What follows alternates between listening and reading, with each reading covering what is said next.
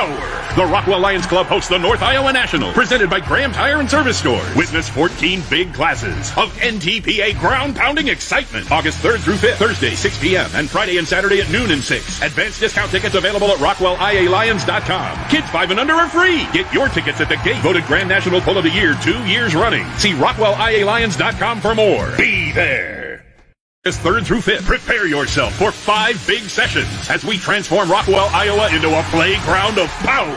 The Rockwell Lions Club hosts the North Iowa National, presented by Graham Tire and Service Store. Witness 14 big classes of NTPA ground-pounding excitement. August 3rd through 5th, Thursday, 6 p.m., and Friday and Saturday at noon and 6. Advanced discount tickets available at RockwellIALions.com. Kids 5 and under are free. Get your tickets at the gate. Voted Grand National Pull of the Year 2 years running. See RockwellIALions.com for more. Be there.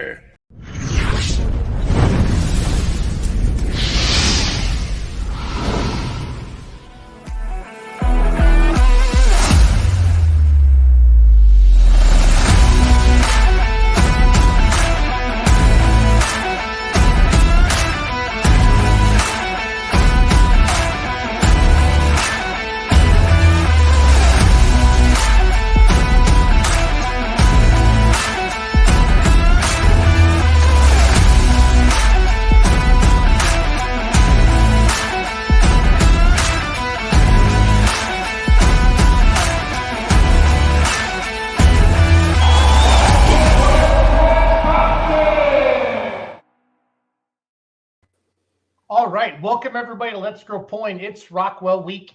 Joining us, Tim Nearing, the promoter of the Rockwell Iowa Lions North Iowa Nationals this Thursday, August 3rd through Saturday, August 5th. 5 sessions, everybody. Thursday at 6, Friday at noon, Friday at 6, Saturday at noon, Saturday at 6. Charles Poosh, whatever you want to call him, he gets called all kinds of names. One of the best announcers there is in the country, going to be on the mic. He is the voice of the North Iowa Nationals. So this is where I know my role, and I'm going to go into co-host mode, and I'm going to let Charles take over. Tim, great to have you on the show, buddy.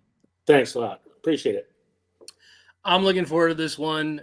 24 hours ago, I was bombing through central Ohio at illicit speeds, trying to get back home from my last event, and all I can think about is what we're going to do this coming weekend. If you've never been there, you need to go. It's the classic. I'm gonna play on the cliche that's currently popular. You can't do that in a small town. Yes, you can. What the Lions Club there in Rockwell is able to accomplish in the Chamber Acres property in northwest corner of town is unbelievable. It's the most intimate place you can get to. You can get to everybody. You can be in the pit area. You can see everything. The tracks are close. The facilities are nice. The track prep itself is phenomenal. Tim, you guys have built a mecca for pulling, and you keep growing it every single year. Hey, yeah, Charles. I'll tell you. Hey, It's been Tim. awesome.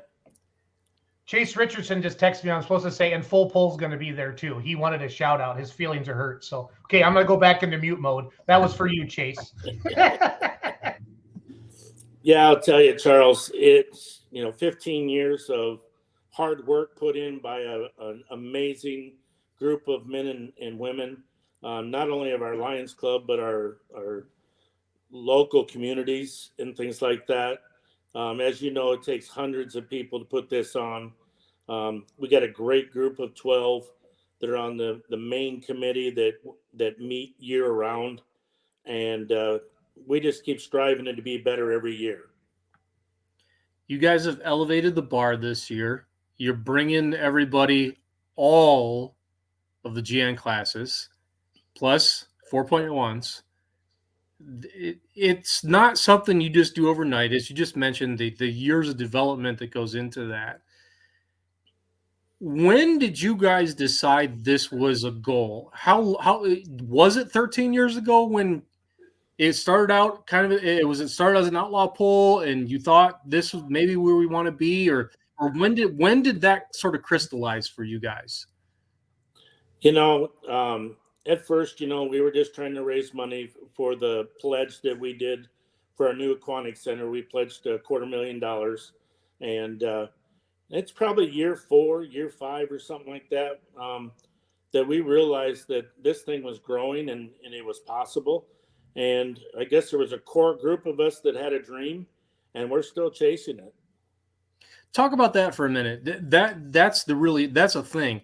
How much you guys have given back to Rockwell? I don't want to insult anyone. City, village, however it's incorporated.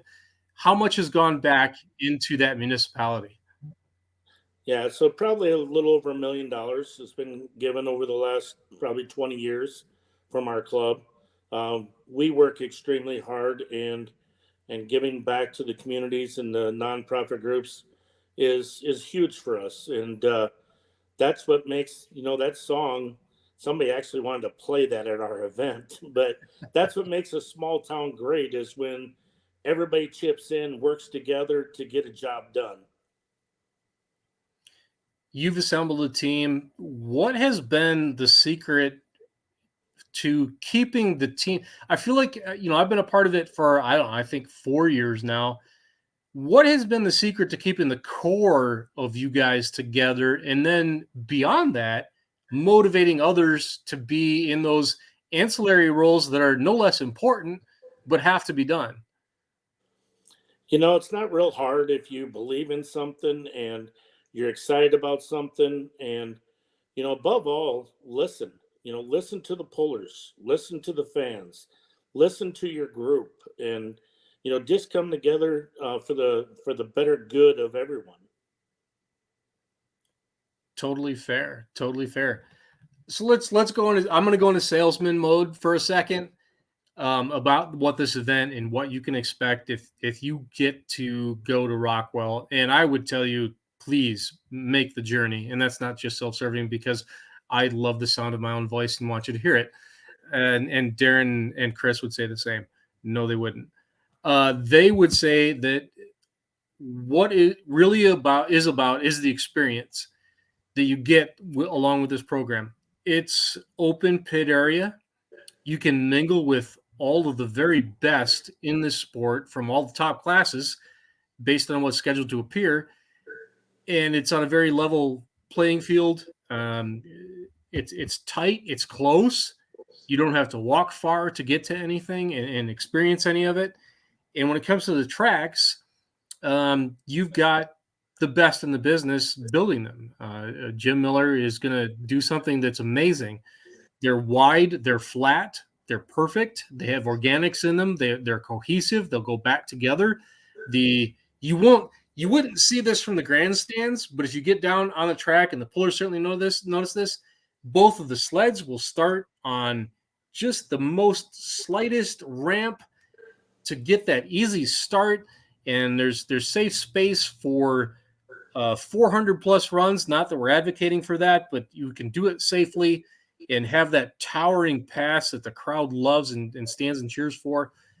The guys, Tim and the guys at Rockwell do everything right. They have listened over the years to what people want, and they're giving it to you. You just got to go there to see it. Yeah, I tell you, it does take a lot of planning. And, we started out by visiting other tracks, and this is what we think we could do better. And, just like I said, listen to pullers. A model that we've had ever since the beginning was take care of the pullers. Everything else will take care of itself. And we really feel that that's been a big part of our success. Like I said, we've been out to the big pulls, Toma.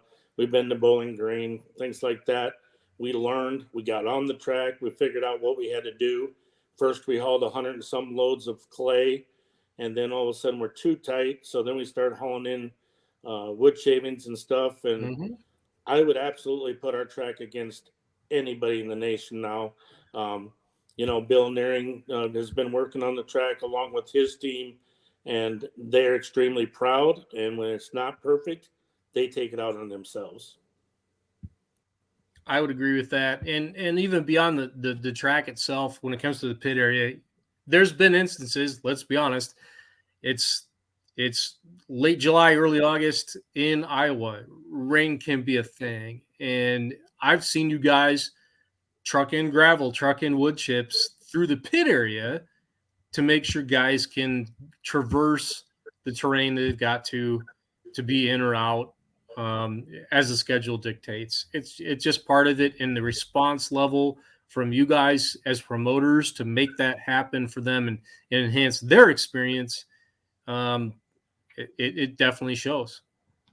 Yeah, we actually just got done with finishing our pits. We put in another road, and I won't, I guess, say how much it was, but let's just say it was thousands of dollars when you go 8 inches deep, so that those heavy rigs aren't going to sink anywhere, and basically they're on hard surface the whole time. So that helps a lot. We don't want to be having to pull people out in case of a rain or not, but we do invest back into the facility and trying to make it the best facility there is in the nation.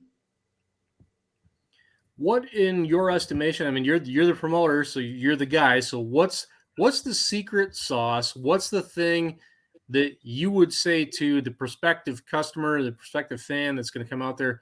What's the thing that Rockwell does their best that you want them to notice that you see? Yeah, I guess first I would say is yes, I'm part of a team that's the promoting this event, but I have 40 some other people in it that help us out. I'm just one of the team members, but what really separates, I think, for us is the hospitality, a small town hospitality. Everybody feels welcome when they're here. We'll bend over backwards if someone needs help with anything.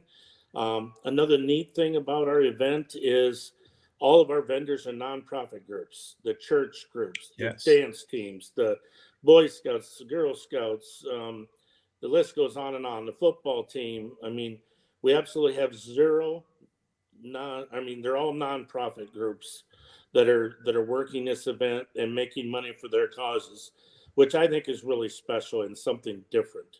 You know, the food is amazing and it's all homemade. And I mean, if you go away hungry from this event, you didn't come to eat.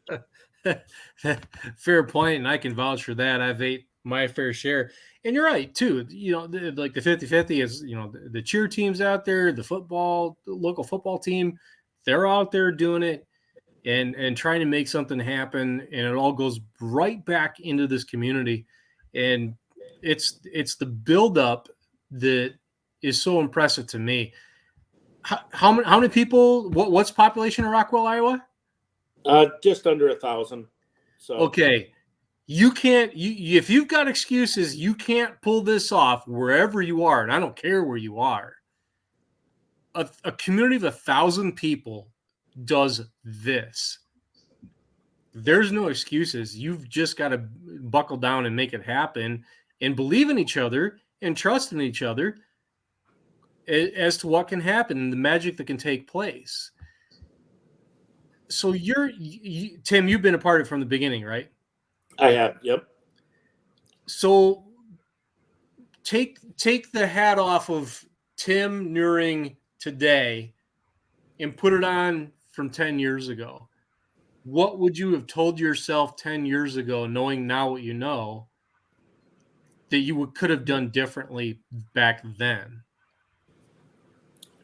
To be honest, we've been awful lucky. I mean, everything's pretty much went good for us. But we've made mistakes, of course, and if anybody's been around, I think we've moved our border fences like 4 times to make it bigger. The biggest thing for us is that 6-7 years ago, we invested in ourselves and we didn't want to get landlocked. So we bought 80 acres of ground, stuck our necks out, put our names on it, and we have so much room to grow now. A lot of places can't say that, So, like I said, we've been lucky. 2020, we really stuck our necks out, and I feel that it probably took us to the next level, put us on the Yes. map of nationally wise. It could have went bad, I know that, but it really went amazing, and it's just taken off from there. I mean, I don't even know how far this thing can go, but it's amazing right now. 2020, I think, did put you guys on the map. It was special to be a part of it. It was the only Grand National there was. And there's guys who still today, like, they brag about 2020. I was the Grand National champ because I won at Rockwell. Like, I did it. And you guys made that happen. It was a cool environment. It pulled everybody together. I'm really excited to see what's going to happen a week from now, not less than a week from now. Now, I'm a bit frazzled. I'll admit. I'll be calm. I'll be collected. I'll be ready come Thursday. I'll have my stuff together. But right now, I'm like overwhelmed. It's going to be cool. Well, we haven't mentioned yet that this poll has been voted the NTPA Grand National Poll in 2021 and 2022. And Charles, I'm not like an NTPA crazy historian, but Jason Skillen's watching. I don't know how many back-to-back Grand National Poll of years there've been. And that's something really, really cool. I mean, Tim was shocked when they won it last year. I happened to be sitting at the table with them just by chance. And when they won their award, it was pretty neat that they got to do that and, go up there with the team. And who was out there? Was Brad out there with you? And Bill was with you, Tim? Yeah, Brad and Bill was with me. Yep. So, and Graham Tire is a title sponsor. I know I've had that poster up there a couple times on the screen, but I made this collage from a bunch of photos that Ryan took and Brett Yarin took, and a bunch of people have took over the years from Rockwell. It's a special place. It truly is. I got a chance to stop by there on my way home yesterday from Western Iowa, and I did a live with Bill. We walked through. Charles and Cody's on here now, and Tim, I know you weren't around, so Bill did that with me. But it was crazy to walk the pits as it was empty. There was just a couple people there messing with water tanks, and knowing in a couple of days that's going to be the NTPA home for 3 days of one of the biggest polls, not only in the state of Iowa, but in the country. It's pretty neat, pretty exciting. And it's nice to see that it's not going to be, I'm not going to need to go to Menards to get my baby powder again. The weather actually looks halfway favorable for this weekend. So that's exciting. Shush. Oh, sorry, Charles. This is 2023. We are not talking about weather. Yeah, Jason, and you should see it now. There's over 30 people was there at 5:30 tonight. All the tents are put up. All the crowd controls there. Something different. Our pit area, I think, is second to none. We got lines drawn out, so every pit is drawn out, and so we're ready to go. I mean, I always say it's putting lipstick on a pig, and that's the point we are now, is just putting the final touches and ready to go. Yeah, you guys are better than that. Give yourself a pat on the back. You're better than that. Tim's pretty humble, as we all know. How many people attend? If there isn't any place to sit, do all the grandstands hold about 5,000 total? Tim, would you say? Yep. Per session. Yep. Okay. And I don't know. I'm going to assume we'll be right around 12,000 for the weekend. Okay. Yeah, I'll be the first to say, having looked out over it, if the stands hold 5,000, that is not the totality of the people on the property. There's people everywhere. They'll be behind the stands, in the concessions, and I don't care. You can name your favorite class that everybody gets up to go get a hot dog from. No, the concession lines are the same the whole time, and the pits are full the same time. If the stands hold 5,000, there's probably 7 there. Russ Dostal, super fan. It's a destination poll for fun, no matter where you live. Russ lives in Pierce, Nebraska. He's coming out. He brought some friends with him last year. Wyatt Schulte says, and I'm just going to read this because Tim, whatever, but it's a better poll in the state of Iowa with the name of the Rock in it. That's just a segue into, so glad that Rock Valley, one of the biggest outlaw polls, and Rockwell, one of the biggest NTPA polls, got off their date. 2 different shows. Tim, you came out to Rock Valley this year. We went out and had lunch in between sessions Saturday afternoon. It was great to see you there. Full poll got you up on stage, and we talked about Rockwell. Of course, Full poll will be there with you this weekend with a big announcement rolling out. We're going to talk about it later tonight. But everybody that enters into Full poll gets a chance to drive the super modified 2-wheel drive truck at Bowling Green. So they're going to roll it out in Rockwell. So that's pretty exciting for all the fans that are coming out to see you, and the people that play online as well, Tim. So pretty excited to have. There'll be a lot of stuff going on. Todd Dugan, Angry Farmer, has been sharing a lot of posts. I feel like Todd is really, really a big part of what you got going on there. Yes. Tim, every year. So yeah, he sure is. And it's amazing, but over 15 years, we've yet to lose a sponsor. That doesn't happen everywhere, and most of them keep increasing their support. And you couldn't do it without the sponsors. We all know that. I mean, it takes a lot to put on a pole the size that this is. Yeah, it sure does. It sure does. Charles, I will never forget 2020 with Phil and the vets out on the track. What a sight that was. I get a lot of comments, guys, in the comment section here about that. And that's the thing. So for me, Darren and Chris, like we have this super healthy respect for our veterans. One of the particular events that my late partner Andrew and I started back here at home comes in September, where it's a benefit pool for our local American Legion. We were not veterans, but we're Sons of the Legion. That's our membership in it. And for me, Chris and Darren, we're not veterans ourselves, but that piece of the program matters a lot to us. And I don't know if Phil's going to participate for that part on Saturday again this year. And we certainly welcome him to do that, because we couldn't do it the justice that he does. Really, really appreciate that part of Saturday night there at Rockwell. And if Phil, if you're paying attention and you thought you had doubts about doing it, I'm inviting you flat out. Come do that part of the introduction on Saturday night and the invocation. I think it's really special, and I really appreciate it. Yeah, and we're going to make it even better this year. I've been trying for a few years now to get the River City Barbershop Chorus to sing some songs, and they're going to do 3 songs for us. They're going to do the Veterans Medley, or the Armed Forces Medley. They got over 30 some people going to come to sing, and Phil is going to take part of it. And it's tell you what, it just makes my hair on my arms rise when we do that. It's going to be very, very special, and we want all the veterans to come out on the track and celebrate that with us. It's part of our show. We really think that that's when our show starts on Saturday night, is when you see those men and women that gave for our country. What a great thing it is to honor them that way, and we're also this year, we're doing something different. We're going to give back to families.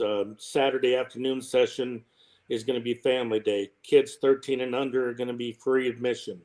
So we want the kids to get out there, the next generation, to be able to afford and be able to come join us and have fun. Awesome. Real quick, Tim, before we let you go, if I'm just watching the show tonight and I still want a campsite, what do I do? So you just go online to rockwellialions.com, and there's a prompt there to go to the tractor pull, and there's sites still available. Last I knew, I think there was like 82 that are reserved so far out of 100 and some. So we're sitting good. I think we're going to fill up, and man, I'll tell you what, I ain't had time to really do much else other than answer the phone. They're calling. I can't believe how many first-timers are calling this year. I don't know if it's the weather or so many of these other pulls have been rained out. They're just anxious, and I tell you what, we're ready to host them. We are so excited. I love it. Tim, I'll be there Thursday. Charles will be there Thursday. It's going to be exciting. So thanks for all you guys do, and we look forward to seeing you. All right, Tim. Take care, buddy. Thank you, Tim. You bet. Good job, Charles. Cody, how are you? I'm good. Tired. Yep, you have such a pretty face for being a photo guy, Cody, for being a button pusher. So it makes me smile. Guys, we're going to jump to – go ahead, Cody. I was going to say I'm sad. That's an event I want to get to, but you got McLeod. I know. Well, there's only so many. That's what sucks, guys. I hate the competition between big events. It pisses me off, honestly. You hear people say stuff, and it's annoying. Yeah, it is. You know what? It's part of it. It's just the world we're in. Like there's only so many places that can go around, right? I mean, I work for the Outlaws and I work for the NTPA, and that's where you see me. But PPL has so many great events, and that's just how it goes. If they're like 12 hours away, you're like, no, that's not a big deal, But when they're somewhat close to home, it's kind of sad. So Try being a drag race announcer also. Yeah, I can't be everywhere. I want to be. We're gonna we got a big show lined up for you tonight. That was Tim Nearing, obviously from Rockwell, Iowa. Gonna talk about Utica, Wisconsin next, a big Badger State poll, and then at 8:40 we're gonna talk about Oshkosh, Wisconsin. 9 o'clock we're gonna talk to, I think, Bill Petrie you got coming on, right, Cody? Yep. To talk about McClough, Kansas. That's a 2-day show now, right? First time. Right. Yep. And then 9:20 we're gonna have Chaser OJ come on from Full Pull and talk about the whole Bowling Green Full Pull fan experience, where everybody that I think, and we'll let OJ talk about, but everybody that enters the game, guys, gets their name thrown into for a hat to drive the two-wheel drive truck in Bowling Green.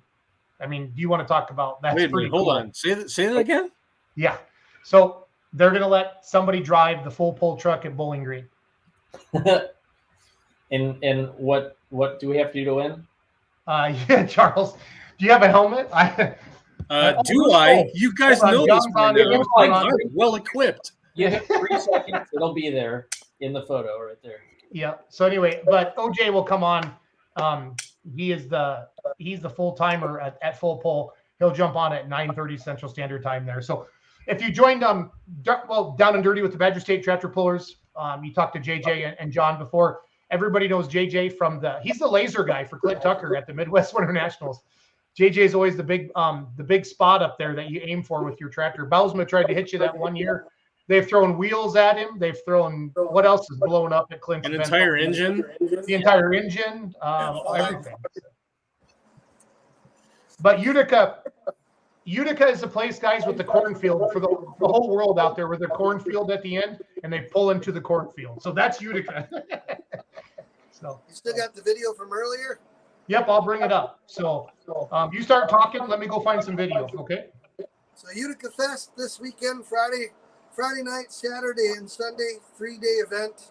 It's on the corner of County Highway W and County Highway B, in between Stoughton and Cambridge. There's maybe 175 people, probably not even that for the population here, and they'll quadruple it easily, over the weekend. There's thousands of people come here. It's a great event. Saturday afternoon, about 1 o'clock, going to be Badger State Tractor Pullers. We're going to have Super Farm, Hot Farm, 3.6 diesel trucks. What else is on the list here? Light Pro Stock, Light Limited Super Stocks. Be a great event starting at 1 o'clock. After that, there'll be the Tri-County Pullers, Modified Mini Rods, and the band Cherry Pie in the beer tent. There's horse pulling Friday night, band in the beer tent. Then on Sunday, we start all over again. Badger Truck Pullers, South Central Tractor Pullers, Pullers Incorporated to be Super Farms here again on Sunday. Hot Farm, Pro Farm, naturally aspirated Super Stock Trucks, Open Stock Trucks. I don't know what else is here for Badger Trucks. I think there's a diesel class too. There's a diesel class 2 here. So great event all weekend. It's a lot of fun. Come on out. Free to get in here. There's no entry to pay to get in. It's free. Well, the Utica Association asks is that you come hungry, come thirsty. Buy the food and drinks here on the grounds. That's what pays for all the truck and tractor pulling all weekend long. We'd like to thank Nutrient Ag out of Ag Solutions. I believe that's out of Janesville. Pioneer Seed Corn, Dave Smith Back Agency. J&M Displays, Melton Motors. There's a big list. A whole bunch of them that help out. So here's my brother's 3.6 truck here a couple years ago. This video, and Jason said there's 1.2 million views already. But so on Sunday, of Utica Festival, there's an open diesel class. So my brother brought it out, had me get in the seat, and so it's the first time I ever drove it. It was right here. It was actually took me 2 shots to get the clutch out to get her going. They are tricky to drive, but we drove her and got her in the corner. I thank them for that. It was a lot of fun. So yeah, with the mini rod, John, you don't build boost, you just smash it. With the diesel trucks, you got to build more boost. The mini rod still builds boost, but in a little different way. Yeah. Right, my bad. I said that wrong.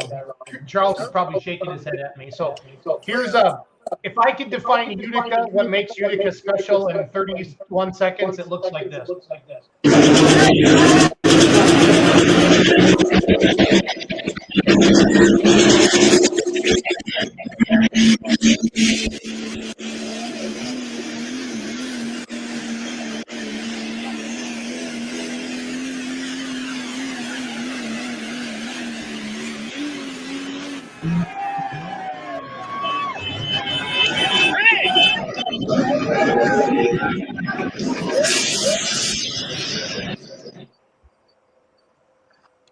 There's Cat your- Eye sounds like the Cummins set it on fire. I don't know how else to react. There is a Cummins in there, yep. Shy diesel Cummins with a billet block in there. Yep. Just got to bust with you guys. Hey, nothing wrong with that. 2-cylinder delete mods work. That one's deleted. Yeah, that's definitely deleted. 8 greater than 6. Just saying. Do the math. Everybody in fourth grade knows this. Yep. So 8 and a V, never mind. yeah. Yeah, you're darn right I do. I've got kids, man. That's 5 minutes that I get to myself. Thank you very much. So JJ runs the track here and is the vice president of the Utica Association, and I kind of help fill out where I can and announce for Badger State and help with a little bit of the announcing through the weekend and help build the track, and we have a lot of fun, a lot of great pulling going on here. So come on out to Utica Fest for those that are in the area. Yeah, it's a full weekend. Horse pulls, old school horse pulls on Friday night will pack the house. It's been a tradition here at Utica Festival ever since I remember, from the 70s. So it's pretty awesome.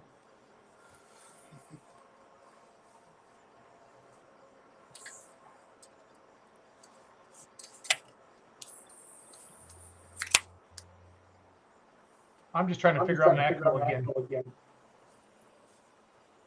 We had it earlier, John. Now it's back. Oh, now it's gone. Stanley, you're my echo guy tonight. So Am I? yeah, must be when you put it on whatchamajig. Usually I run my speaker before it hasn't bothered it because it can hardly hear you through my phone, but I'm going to blame JJ this time, and you can fight with him next time you see him because he'll remember. Yeah, I told you, I don't like to fight with guys bigger than me. That's why Bruce and JJ, they just get to say what they want. And I try to smile and just walk away and not get beat up. So it's all good. Yeah, I messed with him one night. I'm still alive. Yeah. Only because you outran him. No. Because you outran him. No. The only fight I lost, Schultz, is when I slipped going around the corner. Utica, Wisconsin, again, just south of Madison, everybody, just north of Janesville, down in that southeast corner of Wisconsin. Free admission. Honest to God, it's a hoot. It's a blast. And Ryan Zolik said it earlier on the Down and Dirty with the Badger State Tractor Pullers. You literally see every single pulling class there. They won't have any 5-engine mods like we'll see in Rockwell with Billy Beers and the War Wagon and Bauer with cross-threaded. But it's pretty awesome. There's spectator trucks on Sunday, Badger State Saturday afternoon, the Tri-County mini rods, which John competes in with Chicken on the Chain, Saturday after the Badger State pull. What do you have Saturday night? Is that PI or what do you got, JJ, Saturday night? Saturday night would be Tri-County mini rods. Okay, gotcha. And then Friday night's the horse pull. Do they still do ball tournaments and stuff next door? Yep, ball tournaments. There's a bag tournament Friday night and ball tournaments Saturday and Sunday. Awesome. It is a absolute hoot. Absolute hoot. Again, free admission. They just no carry-ins. The profit is the beer and the soda. And there's a lot of beer sold in Utica. So is the official name Utica Corn Fest, JJ? What was that? Is it Utica Corn Fest? Is that the actual name of this event? No, it should be. Oh. That's what I thought. So, well, isn't everybody knows the Bleeding Green Super Farm Smithback, David Smithback's behind all this. His Pioneer Company's probably the biggest sponsor, I could safely say, JJ. Yep. So, right behind the John Stranley Foundation, right, John? So Yeah. Foundation, it's about an empty box of beer. it's all good. So JJ, in order to call it a successful weekend, how many locals have to donate their drive shafts or sacrifice drive shafts on Sunday? I'm gonna say we normally get probably 10 in one day. 11 teen is your normal average in this area. Perfect. We're hard. OJ, that should be a prop bet. How many drive shafts get sacrificed? And John, how's Kristen? Kristen's not doing so good. She's in UW hospital. She's been there for 15 days again. We were up there visiting her down here tonight, and things ain't been going so good for her. She's been in there a lot here the last 2 months, and she's fighting like hell, but she's in a lot of pain and having a hard time. But thank everybody that always sends prayers and messages. We appreciate all that. Everybody from the pulling community, thank you. John, is there anything practical that any of us can do from, whatever distance away it is, or for anybody who's local? Is there anything that you need help with? Not right now. Don't be too proud to ask, man. This, we are all here for you. We all love you. Thank you. Not right now. We're okay right now, but thank you very much. You've got my number. If you need anything, you call, okay? Please. Appreciate it.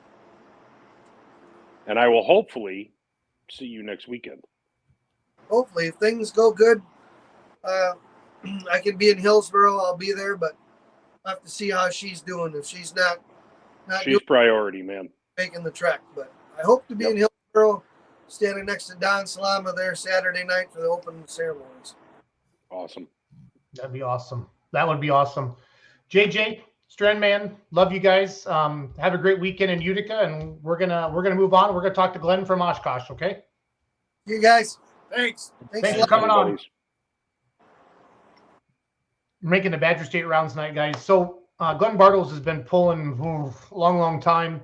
The Winnebago County Fair up there, kind of by Mackville. I think we've talked about Mackville before, guys. A gigantic Badger State PPL combo pull in Northeast Wisconsin. And Oshkosh is part of the Fox River Valley, guys, kind of where it all starts. It goes Oshkosh, Appleton, Green Bay, right up there in that northeast corner, and it's a huge population. And the Winnebago County Fair, I've had a chance to announce up there a couple of times, and it's free grandstand. You just pay to get on the grounds, and they have a big Friday night pull, and Badger State will be up there this Friday, and I think they run a couple NEW, which is Northeast Wisconsin classes as well. So I'm going to bring Glenn on, and Glenn's going to tell us about his event. Glenn, how are you, sir? Good. Yourself? Good to see you again. I mean, it's been a couple minutes at least. So right, half hour, whatever. Yep. So let's talk about. I'm gonna put your flyer up there on the screen, and then let's talk about your event.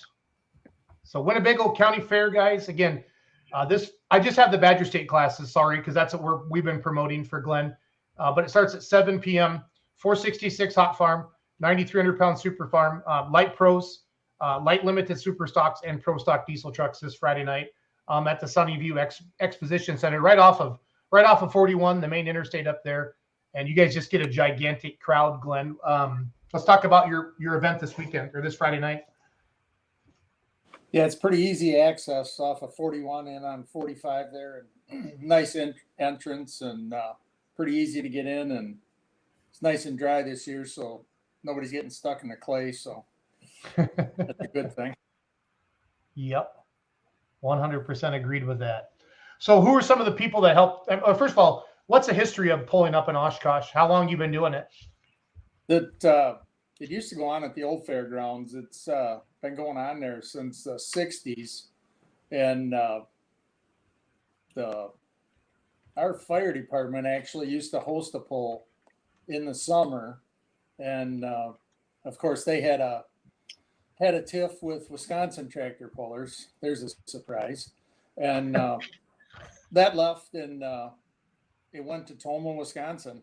And there you've got the history of Toma. It's kind of a sad deal for me. It's my local volunteer fire department that chased them off, and we all see what that event became. That could have been us. It's kind of, whether we could have made that happen here, I have no idea, but you sure would have liked to have tried. Found out. Because the old facility was a great facility also, but of course they moved it out of town, and we landed where we are, and it's been quite process, as we talked about before, getting off of the racetrack and on to where we are now, which has turned out to be a good thing. It's a lot of heartburn with that whole deal, but it turned out well for for the pullers and pulling fans. It's turned out to be a good thing. Yeah. Well, it's hard. We talked about that on the Badger State show last hour with the fairgrounds, and Charles sees it way more than the rest of us as an announcer. One night's a rodeo, one night's a demo derby, one night's a truck and tractor pull, and very few places have the ability to really separate those, Glenn. And I was up there in the earlier years, with Badger State. Not earlier years for my pulling career, like in 10 and 11, and I got my hot farm in 13. We got our only Badger State win up there on your track, down there at the hot farm. I got a big trophy from you in my basement, so I appreciate that, Glenn. Right. Yeah. I've still got a nephew that talks about that, sitting on that tractor in your trailer that night as a younger.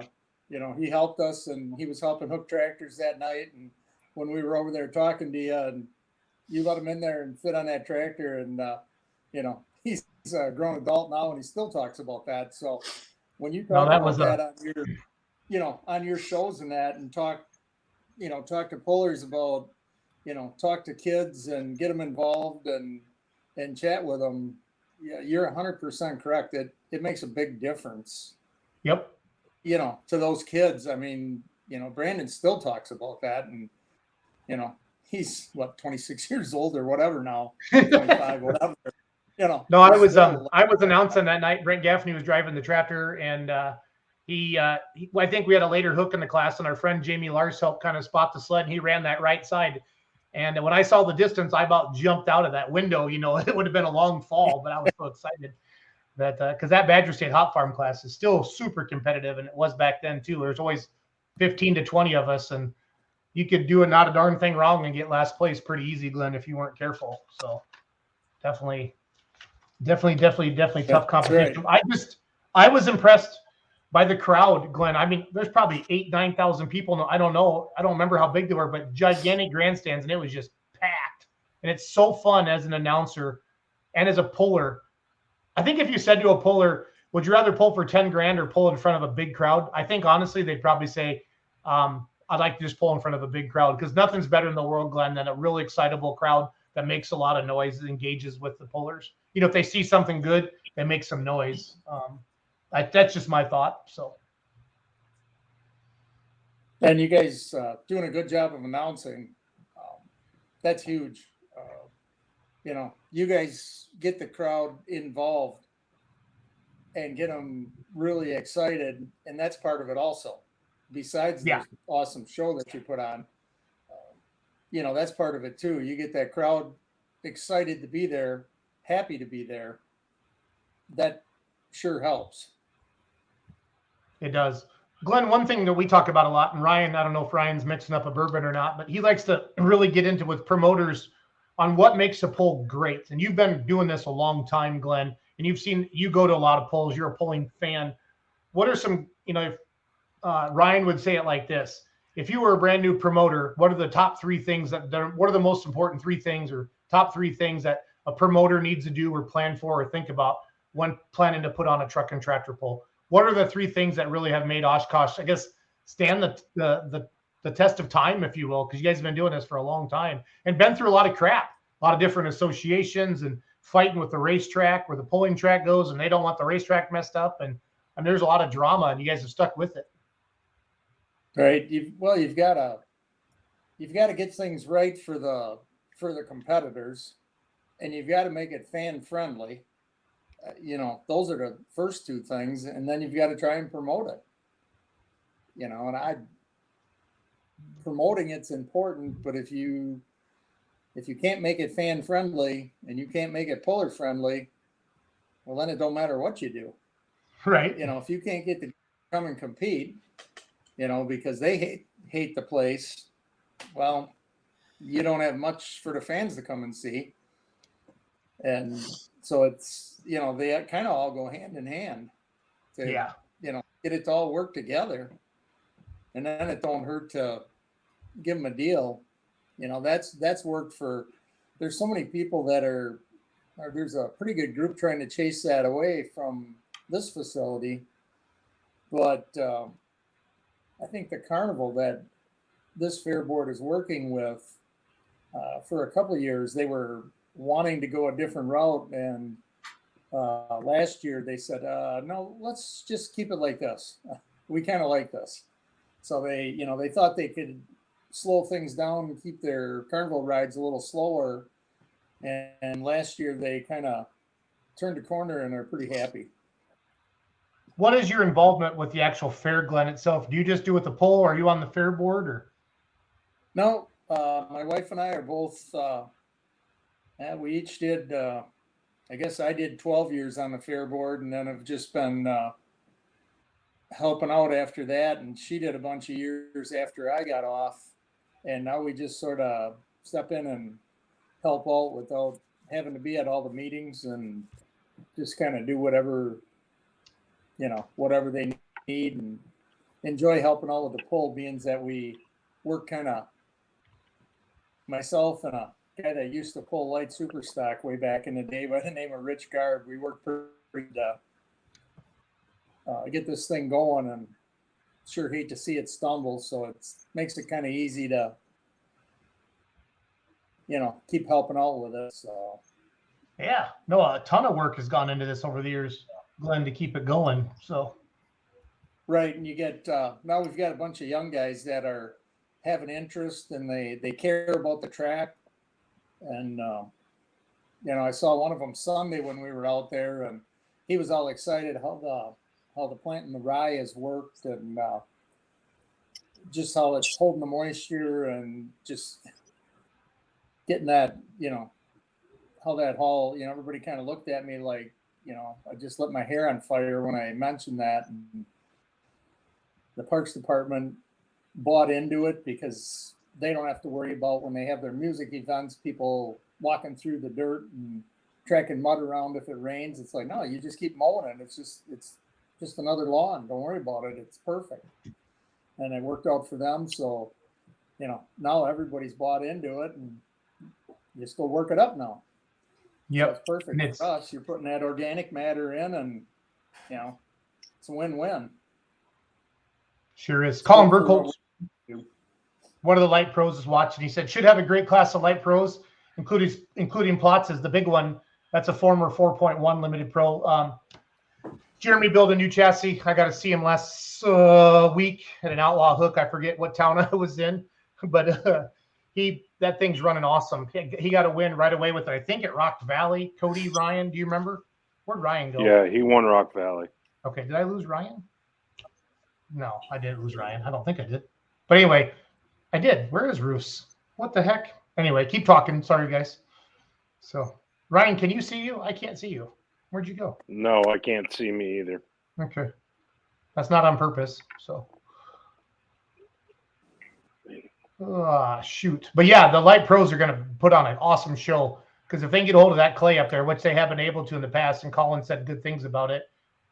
I know that first year you put the new clay in, I know it was pretty tough, Glenn, but since then I feel like it's really, you guys have loosened it up, and they're hooking up to it, having some fun. Yeah, they've added, they've been able to add some topsoil to it twice now, and got it mixed in, and getting the stones picked up out of it, and it's really coming around. So hopefully this year will be better yet. It's crazy how hard we work for 1 or 2 nights a year. You know what I mean? It's insane, the amount of work that goes into put on a truck and tractor pull, but we sure do it. We love it. And it helps when you got local pullers and somebody like yourself with some pulling background to help make it all go together. So what are some of your fondest memories over the years of just the Winnebago County Fair and your hometown fair, and putting on a good show? Well, as we kept messing around and making horsepower with our own tractors, we used to get my wife to drive. Ooh. And that was always exciting. She would drive that farm tractor that, we named it, affectionately named the Heartbreaker, because I'd go out and, you kind of had guys covered, and then you'd end up losing. And so we put a name on it. Well, then she started bringing it out to the county fair and stepping on everybody. And the crowd, as you said, the crowd would go wild. That girl whipping everybody, that kind of erupted the grandstand. That was always a lot of fun. And now she's got a granddaughter that drove down at Fond du Lac, and you kind of got that same racket out of the grandstand. That's kind of, so I think we're going to try and get grandma back on the track this week here. I like it. I like it a lot. Make more of that. It's just good stuff. Do you what was I gonna say? Do you what are the NEW classes that pull before Badger State? I think we have got a limited 7,000 pound limited hot farm, and the 12,000 pro farm, and a semi class, I believe is what we have coming from those guys. Awesome. Yep. Should be there might be a diesel truck class too. Cool. So it's gonna be a full night of pulling. Yep. Should be pretty great night. Yeah, they start a half hour before. Get that knocked out, and it usually blends together pretty good, and we get her done and everybody gets out of there by 10 o'clock, and beautiful night of pulling. No, it's going to be a blast. It is going to be a blast. So, any sponsors, any other people on your floor? Is this the famous Glenn Bartles? Yes, it is. Yeah. Yes, it is. Yeah. They spelled your name wrong though, Glenn. Don't you have an H in there? Right. Yeah. Right. Don't you have an H in there? So we do. Yeah.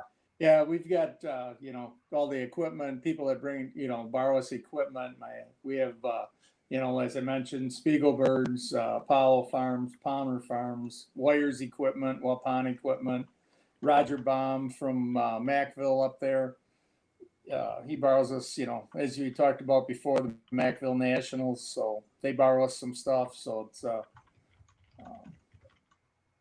Brighton Acres at Wedding Venue. They support us financially. So it's a pretty big deal, for us anyway. Works good without those sponsors, it without the help of everybody, it don't work near as well. Yeah. I understand. And guys like you don't have those great trophies to collect dust. No, I don't have many pulling trophies, so that does not collect dust. It gets cleaned off. So it's all good. It is all good. Well, Glenn, thank you for joining us thanite. We're excited for you. Thanks you for supporting the Badger State Tractor Pullers. Again, guys, everybody, Northeast Wisconsin, it's a heck of a good pull. Good track, great place to watch a pull. Free grandstand. You just pay to get on the grounds, and then you can go out and ride the Ferris wheel if you want to. It's a big fair. It's definitely county fair season. We're really in the busiest, couple weeks of the entire summer for all the county fairs. Glenn, thank you for not giving up on pulling in Oshkosh at the Winnebago County Fair, and continue to support it and making sure things are going good. And it's exciting to hear that you got the next generation helping out, building the track and doing all the things they love and enjoy. So thank you. Awesome. Have a good night, Glenn. You too. Thanks. Charles, you don't have to stay on the whole night. You said if you didn't want to. So no, I'm good at this point. Okay. I'm in. Cody and Ryan are going to run the next segment anyway. They're heading out to McLeod, Kansas to Bill Petrie. Just a freaking awesome pull. We talk about hospitality a lot. I've experienced it. I've experienced the Chapel Hill hospitality. I experienced some hospitality in Wayne, Nebraska last weekend. Everywhere, Lamar's, Iowa. Roos, I finally got the pork chop and a glove. It was stupid good. Good. I don't know if I've told you about that. Up there in Lamar's, for $6, they give you almost like a glove that they hand you a pork chop and the glove, and you just eat it right off the bone. I'll send you a picture. It's really, really good. Really, really good. So Bill Petrie, without further ado, Cody, you sent me a poster, right? Yep. I'm going to go find that. Bill, how are you, buddy? You're going to have to unmute yourself there, Bill. I can't do it. Bill will have to do it. I can't do it, Cody. I'm here. I'm trying to get in better phone coverage. For some reason, it's not coming in tonight. because you live in Kansas, Petrie. So.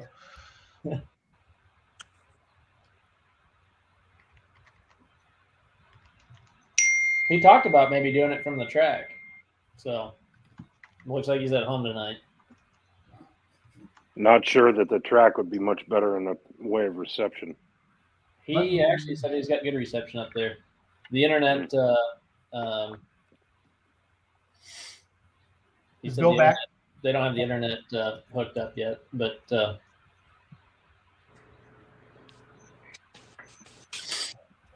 Yeah, are you guys there?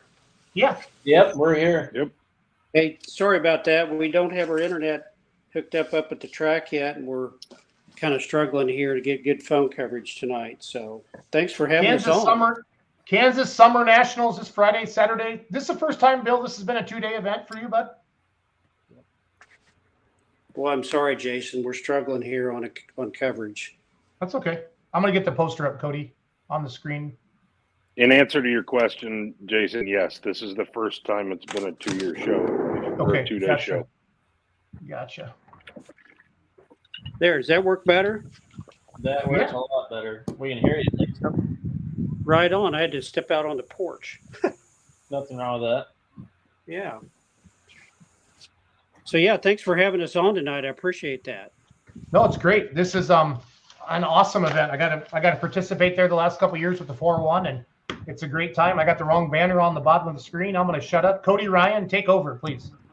So Jason had asked Bill if this is the first year that doing a 2-year event type of thing. So talk about the classes each night and what's going to kind of happen throughout both nights now. Yeah, we've had a one night. Well, back in the '90s, when it was an NTPA event, we had a 2-night show, and my uncle's he put on that show, and it was all the same people helping. But since then, we've just been a 1-night show, and we wanted to get back onto a 2-night schedule because you get to get more classes, and fans can come from farther away to see everything. So the schedule finally fell in place, and we were able to add a second night back.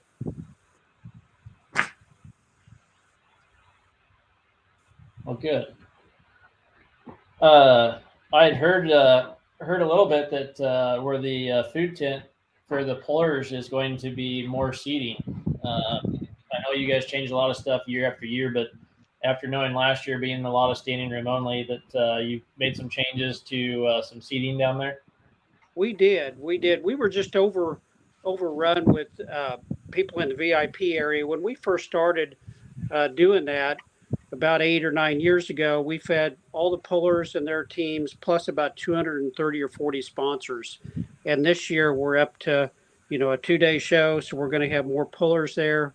Plus our sponsor list has grown to about 600. So we just plain ran out of space. So what we did is expanded the pad side. We doubled the size of it. We were able to move the tent back.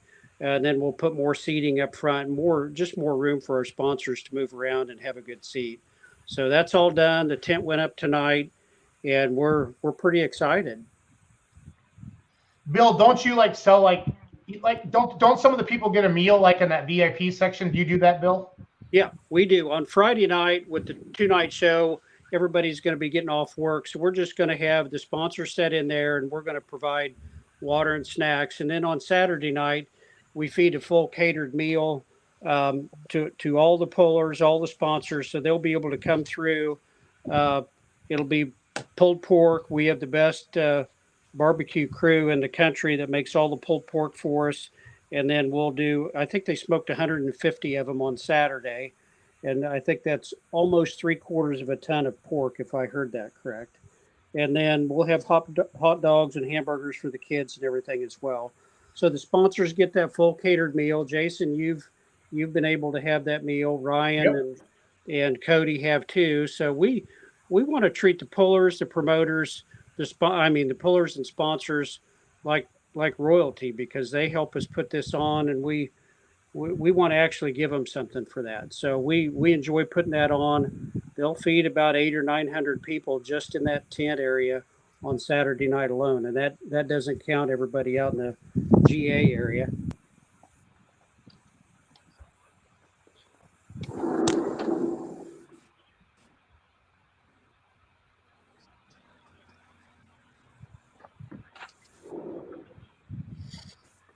the other Yeah, thing still that's there? kind of unique. Yep, we're still here. There's a little pause there. Yep. The other thing that's kind of unique down at McLeod is, you do use a steam engine to scratch the track, and they have some other events that go on there that's kind of neat to see that, because as far as I know, that's one of the only ones west of Mississippi, isn't it, Ryan? That Yep. scratches the track with a steam engine. Yeah, so I don't know who else does it, but we have the pull at the steam engine grounds, and actually the McLeod Thrashing Bee Association is who puts it on, and we always start the pull with the steam engine. Either one of our owners will have one there, or we'll have some friends that have them as well that'll come over to do it. They'll bring it halfway down the track for the national anthem and pull the sled, and then we move on with the show from there. So it's a tradition that we love to do. I got a picture of the steam engine up there from Vanderholm Media right now on Yeah. the page. So kind of flip through some of the photos while we're talking with you here. This is from last year, right, Cody? Yeah, it looks like it. So, Yep. Huge grandstand, just a blast. The crowd really gets into it. It's an awesome place to pull. Awesome. And that's a crowd with like 120 degrees heat index, because it was miserable. Yeah, that was definitely a stop at Menards to get baby powder type of a night last year. So. Yeah, it was horribly hot. And this year we're looking at temps in the mid to upper 80s during the day and down in the 60s in the evening. So weather's going to be our friend. I think we're going to be at capacity on both nights, because weather's going to be much more comfortable for us. No, the heat's hard, Bill, on people. I mean, we saw it last week at a couple different events, and I get it. I mean, you just don't want to. There's no reason to go out. But I'm telling you, still that place looked really full last year. I mean, there might have been one or two empty spots, but there weren't many, Bill. So it was down a little bit, but yeah, it was pretty full. We were all very happy for as hot as it was that we had as many people come to it as we did. And I think this year, with the overwhelming support we've had with going to a 2-day event, I think we're going to have a great crowd. Weather's going to cooperate, and I think we're going to have a good show. it's a heck of a good track too for pullers that maybe haven't been there. You know, they're concerned. You're not throwing it in your sand track gear, if you know what I'm saying. You're making it work there at the ground. That's right. We work on that track.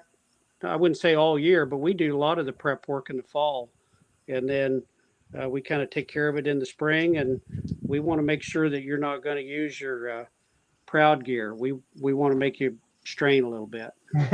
Well, it works. I can tell you that myself. So. Yeah. So we've been doing this since 1966. So it has to be one of the oldest tracks west of the Mississippi that's continuous.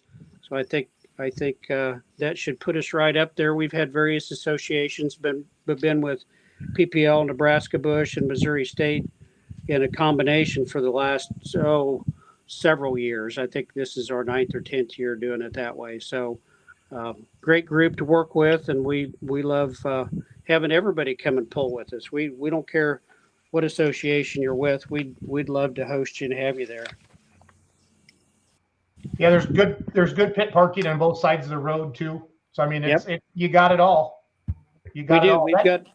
We've got shade to the south, and it's got a nice breeze there. Or you get up on top where the Pro Mod trucks park, and nice breeze and a great view from up there. So we've got everything.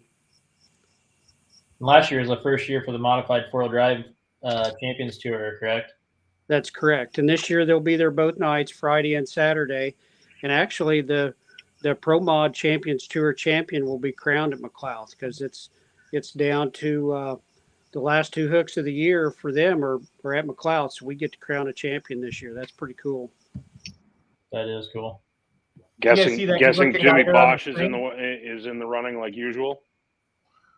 I believe he is. Yeah, he had a good weekend. He won both nights at Council Bluffs and Atlantic, Iowa on the Western Series. So he's having a great year. Yeah, we're talking 4x4 mods, right, guys? Let's see. Yeah. Pro Mod 4x4s. Mm-hmm.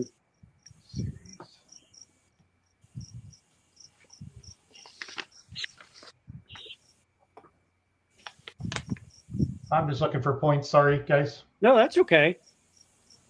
Remind me what. Well, I usually don't eat it, but if you're a spectator coming to McLeod, what's the go-to food again? So we've got a little bit of everything, but the pulled pork is great. We have pulled pork nachos and then pulled pork sandwiches. Our food crew does an outstanding job with it, and it's like I said, we smoked about 3/4 of a ton of pork this past weekend. So that's the fare everybody likes. But we have a little bit of everything. We have food vendors come in. We have local groups that come in and have various things to eat. So we've got a little bit of everything for you. Yeah, 120 pork butts. Is that what I saw? Yeah, I think it ended up being 150 when all was said and done. And if I remember right, there's a pancake feed on Yep. Saturday. Yep. Saturday morning, the fire department's having a pancake feed until 11 o'clock in the morning. So all you folks that are going to be in town watching or competing, you'll be able to run down to the fire station. UTVs are able to go into town, so you can zip down there and help support our local fire department. Dylan Dirk says, so wish we could make it this year, but lost a motor this weekend. Hospitality and everything was amazing there last year. Thank you, Dylan, for saying that. Because thank you, Dylan. I saw his post that their motor went down. That bummed me out because I knew we lost one there. Yeah, losing motors sucks. They do. Makes you want to cry a little bit. So, and that, as far as that goes, I mean, anybody that's headed from the outlaw side, anybody that's headed down to Mountain City, Kansas for Paddock's Pull and Saturday night, if you don't have a hook Saturday night, you're more than welcome to stop by. I'm sure Bill would love to have you guys. You bet. We would love to have you come down. I think a few of the 4-1s. That's what we did last year. Yeah, that's what we did last year. Yep. Yeah, Mount City's only about 80 miles from McLeod, so we would love to entertain all the 4-1 guys again. I think there's some 2-6 guys that are going to be here and then go to Mount City. So everybody's welcome. Yeah, because let me think. Gibbon is Friday night for Outlaws, Bill, and then Moville Saturday. And I know some of the classes aren't at both of them, so they can be some crossover. Then Paddock's Pull is Sunday, one of the few Sunday pulls. So yeah. They always have a Sunday pull down there, and they've done it for years and do well with it. So I commend them for sticking with the Sunday night, and they have a great event. Yeah, I gained like 8 pounds this weekend last year, Bill, after your puller meal, and then the puller meal down in Mountain City. It was hard on the belly. So I just saw that picture. Yeah, that's good. We want to make sure everybody goes home full. Yeah. Flipping through some of Cody's pictures from 2022 from the Kansas Summer Nationals there in McLeod. It's a great venue. Again, hospitality, the track, everything you want in a pull happens right there. And is that Laura? Yep. Laura and her hubby.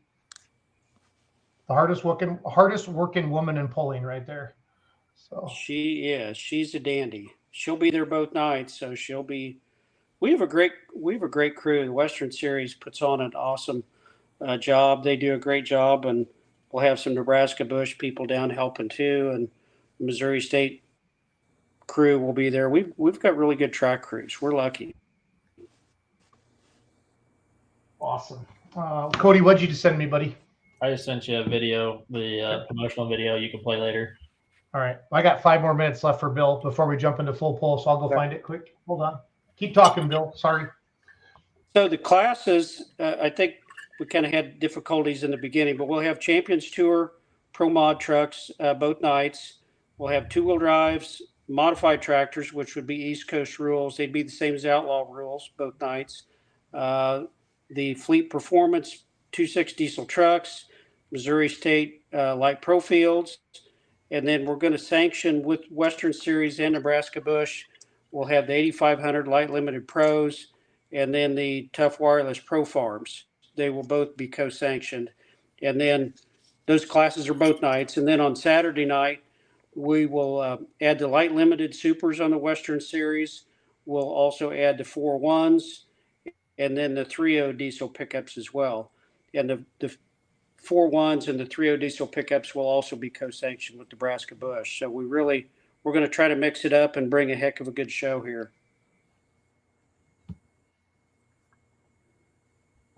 I'm excited. It's Good. It's always one to look forward to. And Cody, is there any music in here that's going to get me in trouble? yeah, well, Should I mute it? I own the licensing, but yeah, they'll probably dock you. They always nail me. I don't want them to kill. We got a lot of people watching, but that whatever. Yep, I'd mute it. It's fine. These stupid music deals.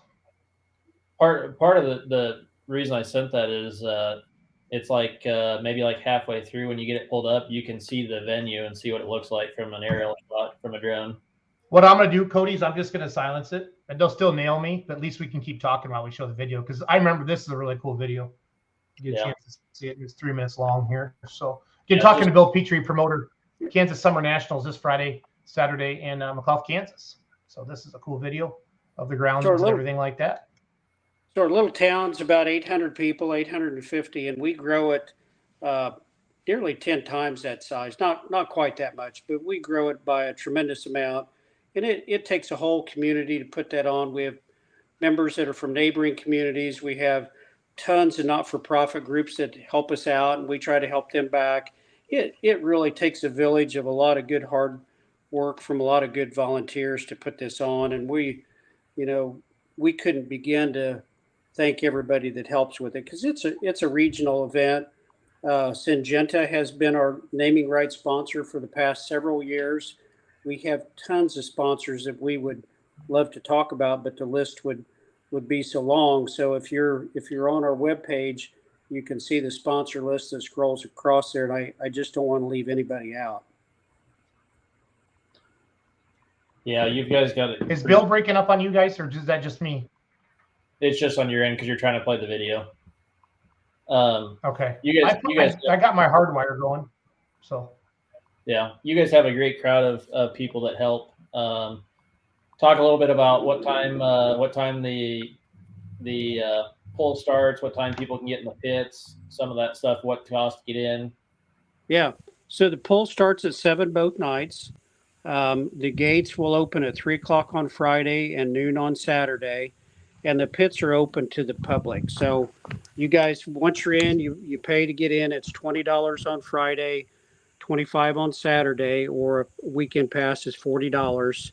And once you're in, you're in. You can mill around in the pits and check out all your favorite pullers. We do ask that everybody's out of the pits by the time the pull starts.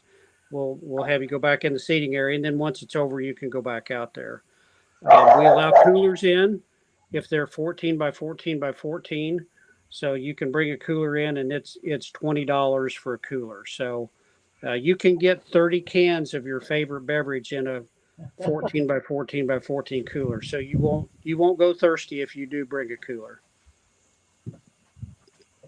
That's the that part right there. And this is still before the pull type of thing. So yeah, you've got plenty of parking out there on the hill in the south side of the track. You've got haulers up on the top and then along the way, and it's just kind of a neat place. And that tent there on the southeast side of the track, that's where you've changed a few things up. But yeah, it's more than double the size that it's been in the past. So we were able to move that tent to the east about 50 feet and to the south about 50 feet. So it's a much larger footprint that's going to allow our sponsors to have a lot more viewing and seating area in there. It's a much needed improvement. Are you guys still doing the car show too this year? We did not do the car show. Normally that's in June, and we had conflicts with some other car shows, so we did not elect to redo that. Our thrashing bee is always the third weekend in September. So it'll be then, and then we do haunted hay rides in October. We'll do those the 2 weekends prior to Halloween. So those are our 3 events that we do. Yeah, it's pretty cool. That's the only time of year I get to see. Cody, did the person flying this drone have their license? They did, because it was this guy on the screen. Yeah, I know that. I'm just picking on you because you always give me crap, so it's all good. So I've never been awesome in place, town you guys. when, That really is cool. Yeah, Cody did some really good aerial footage ahead of the event. He did an awesome job there. I have never been in town before the poll, but I guess traffic's backed up. Usually there's 3 highways coming into town, and I've heard it's been backed up out of town in all 3 directions coming in. So I guess it's kind of a neat thing to see. I've never seen it. I've always been down on the track getting ready, but I think it's kind of a fun event for our little town to have. Yeah, there's not very many people. We talk about size of events. How big is McLeod? About 850 people. Let's say it's not a very big town at all. Yeah. Yeah, we draw from a big area. We're west of Kansas City, about 30 or 40 minutes. East of Topeka, about the same. We're north of Lawrence. We have Atchison and Leavenworth. So we have some big cities around, but we draw a lot of fans from western Kansas, northern Oklahoma, southern Missouri. I'm sorry, southern Nebraska, western Missouri, southwest Iowa. We draw from a very big footprint. Yeah. Oh, awesome. Yeah. Bill, thanks for coming on tonight. We really appreciate this. Good luck to you this weekend. I'm glad the weather's going to hopefully work out for you, not be so stinking hot. So yeah, thank you. We'd like to dial up a little bit cooler temps, and you guys have all been there, so you know what it's like, and we appreciate the kind words. Well, I'll plan on seeing you Friday and Saturday, Bill. All right, Cody. You have a safe trip, and Jason and Ryan, you guys have safe trips wherever you're going, and thank you very much for the time tonight. Thanks, Bill. Good luck, buddy. Thank you. Bye. Great event, McAuliffe, Kansas, you guys, this weekend. Not a lot of big pulls in the great state of Kansas, I don't think, guys. Not to that size. I mean, no. The one thing about McLeod is, Ryan was that 3 years ago. Probably 3 years ago. That Ryan said, "Hey, I'm going to McLeod. Do you want to come?" type of thing, and Bill didn't know me and from anybody, and tagged along with him type of thing, and they treat you like family no matter who you are, and they understand it from about everybody's perspective, from a spectator to a puller to media crew, and that's kind of unique. So OJ. Yo, can you hear me? Yeah, are you really going to let somebody drive the two-wheel drive truck at Bowling Green, or is this a prank? We absolutely are. Charles thinks it's a prank. He sent me a private message. He thinks you guys are messing with people. So I'm bitter because I was promised I could drive it next. Mike, ever since you ran into me at Troy, Missouri, now I've had some neck and back issues, OJ. Yeah. Oh, so you're telling me I'm not ready, Jason? Yeah. Well, I don't know. No, you probably could. I got to do better than Chase, right? That's what we pick on him all the time. Hitting people in the parking lot, and if that happens, yeah. Great show so far tonight, guys. We talked with Rockwell, Iowa, the North Iowa Nationals this August 3rd through 5th. Utica, Wisconsin this Saturday, August 5th. Oshkosh, Wisconsin, the 4th. Bill Petrie from McAuliffe, Kansas, August 4th and 5th. And now probably one of the coolest things ever. What else is what Charles Simons, they waffled that or they raffled that tractor off? I'm trying to think of something this cool. I mean, we've talked about letting people ride in the sled, but you're going to drive a super modified two-wheel drive truck at the biggest. People have ridden in the sled. Like my kids have ridden in the sled. Like that's not, I mean, it's a treat. Don't get me wrong. It's cool, but bending the stem over, that's another deal. So OJ, you're like, this is not a joke. It's going to happen. We got it approved. I didn't ask too many questions because I don't want to ruin it, but yeah, it's going to happen. This is no joke. We're going to let you drive the two-wheel drive, but even on top of that, we're going to pay for your hotel accommodations, and we're going to pay for your tickets to get into the venue. So it's a real thing. So, Mr. Polk, what session? Yeah. So I can start stacking the deck now. What session? We haven't figured out the session yet. Because like I got my hometown fair like Saturday and Sunday. So if it's earlier in the weekend, I'm gonna pound in for this. Okay, we could try. I mean, we could try to influence the session, Charles, and make sure. No, don't do that for me because now I've already given voice to it, and you'll get all kinds of crap now that I said it.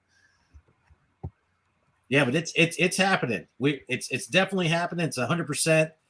You can start putting your entries in now. Of course, you can enter the easiest way, which is playing some of these competitions. So in Rockwell and at the PPL pool in Hillsboro. But then there's other ways too. You can follow us different ways.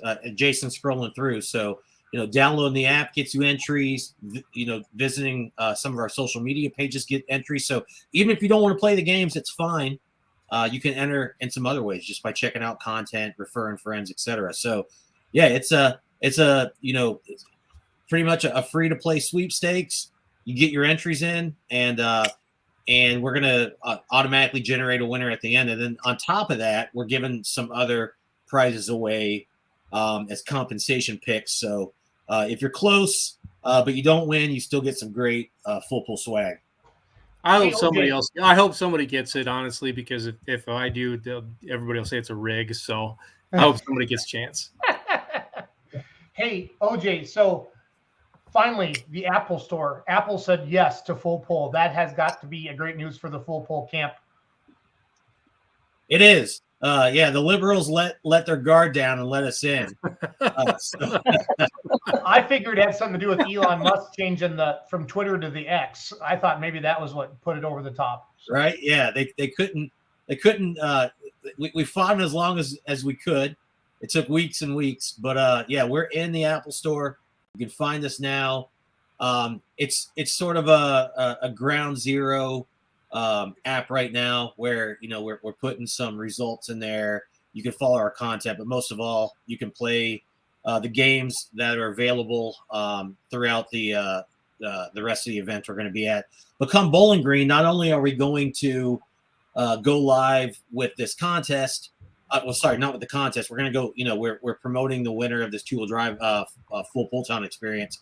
But then we're also going to be rolling out the next iteration of our app where you'll be able to follow a larger amount of the PPL Outlaw NTPA events live, all from one app. So we're pretty excited about that as well. So Mr. Pulltown Nut says, OJ, if I win the contest, no breathalyzer test. So that's the first one.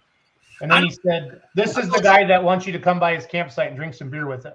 And we're going to. And look, I'm still learning, but I don't think there's a checkpoint right now for a breathalyzer. So we're not going to insert one. I can't. I beg to differ. NTPA will have a lot to say about that. Marvin just texted me from the tech of NTPA and says yes, they're going to breathalyze. Okay, all right. Well, there you go, Mr. Pulltown. Me. We're joking around, everybody. Yeah. Mr. Pulltown Nut is a big fan of our shows, and he's very proud of his Busch Light banner and his Busch Light campsite. He's invited. What's your campsite again, Pulltown Nut? Because we're going to put that on the screen. We're going to have you send us a selfie of drinking a beer with OJ after he drives the truck. But seriously, OJ, I can't believe you guys are doing this. This is like the coolest thing since sliced bread. The fact that it's the largest pull in the world, without a doubt. Nobody can argue that Bowling Green is the king of them all. And then the chance to drive the truck. That's just awesome.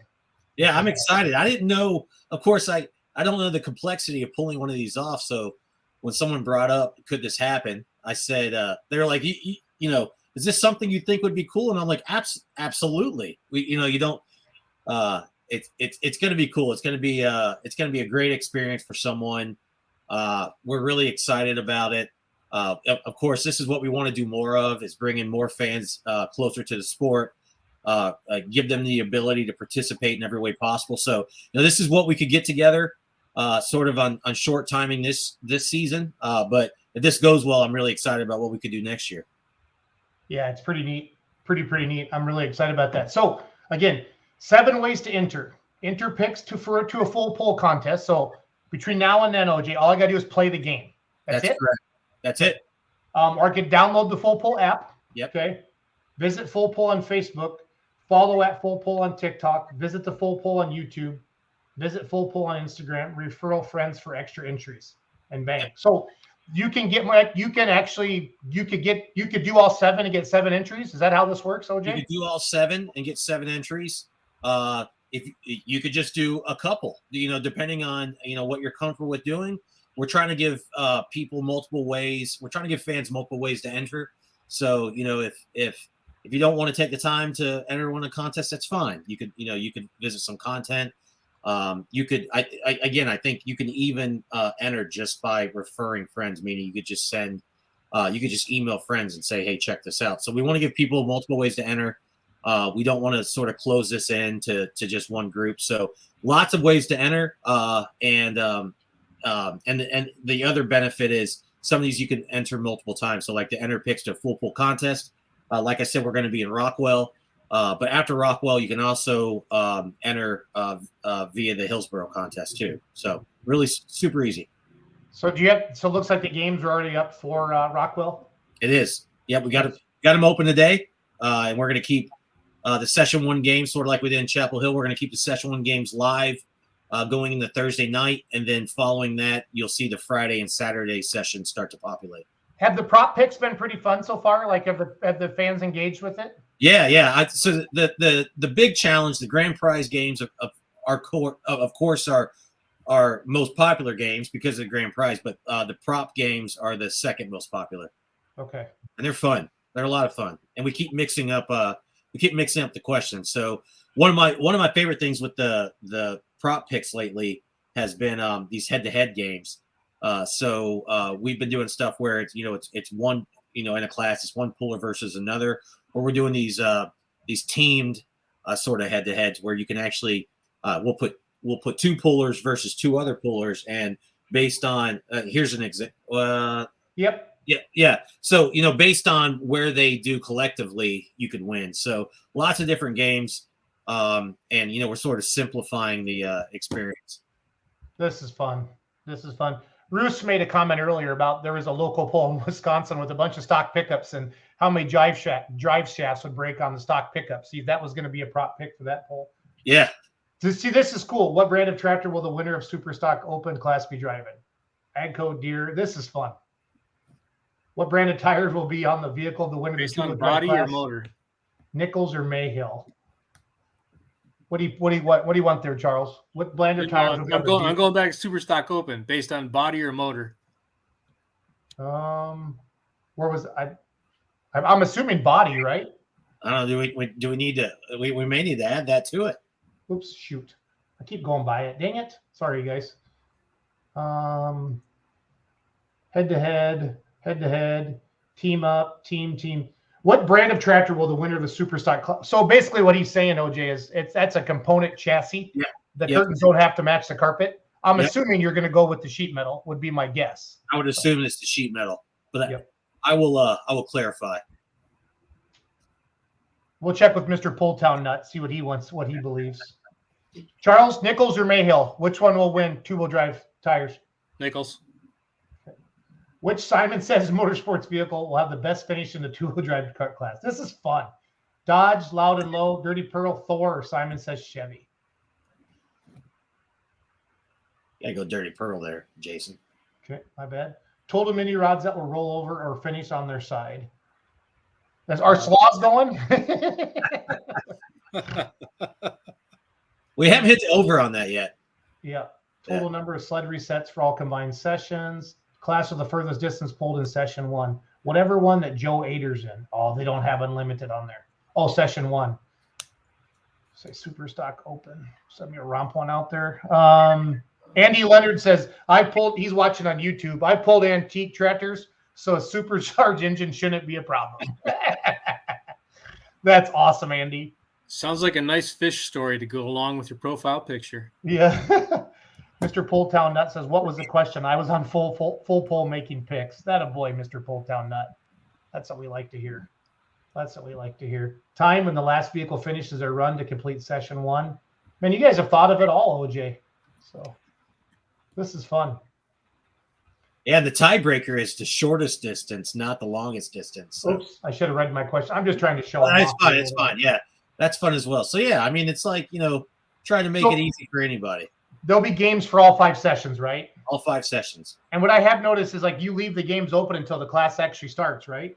Yeah, we push it back. So, it's hard to get the timing right, but we're on location. So as classes finish and we're going into the next class, we'll make sure we push classes back. So if you're there and you haven't played all the classes and you're getting into it, but maybe you lost the first couple, as long as the next classes haven't gone off, you can still play. Yeah, that's cool. So we've had one entry since we've had you on, OJ. Those we need to do better than that, guys. Working. No, it's working. Working. So 9 days left. So rock through Hillsboro. Hillsboro is going to wrap up the Bowling Green, the full Pull Town experience. I think that's right. My dates, you know how it is right now in season, Yeah. but yeah, August 9th is the final. So it won't be through Hillsboro, right? Bruce, what are the dates on Hillsboro? 11th and 12th, I think. 11th and 12th. Yeah. So we'll be there. shy. We have to, again, we know that this is a shorter window, but we have to obviously make we got to make sure we contact winners. The other thing I haven't mentioned is we're going to make sure someone gets in a 2-wheel drive. So if someone happens to enter that wins and they're like, hey, this is great, but I don't want to drive the 2-wheel drive, we'll go down to the next person. So we're going to generate all the winners in sort of a list. So somebody will get behind somebody will get behind the wheel. We're going to make sure it happens. Drive the full pull 2-wheel drive in Bowling Green, Ohio. The full Pull Town experience includes driving exhibition. Oh, it's an exhibition run. Okay, Yep. Cool. With the full pull sponsored super modified 2-wheel drive truck at the National Tractor Pulling in front of 50,000 fans. 2 weekend passes for all 5 sessions. That's worth the price of admission right there. Absolutely. Hotel accommodations, full pull swag, including special hats and goodies. Interact and network with all of your favorite drivers and stars of the sport. Now, this is pretty cool. This is pretty cool, OJ. So we need this to go. We need to get the message out there. Share this. Make sure your friends know. Make sure your neighbors know. We need to get this out there. This is a really cool deal. We want to be able to do it again. So right now we're at 379 entries, OJ. What would make you happy as the boss man, the full pull? How many people are in the United States? Charles, Cody, Ryan, what are some ideas to get this out to the masses?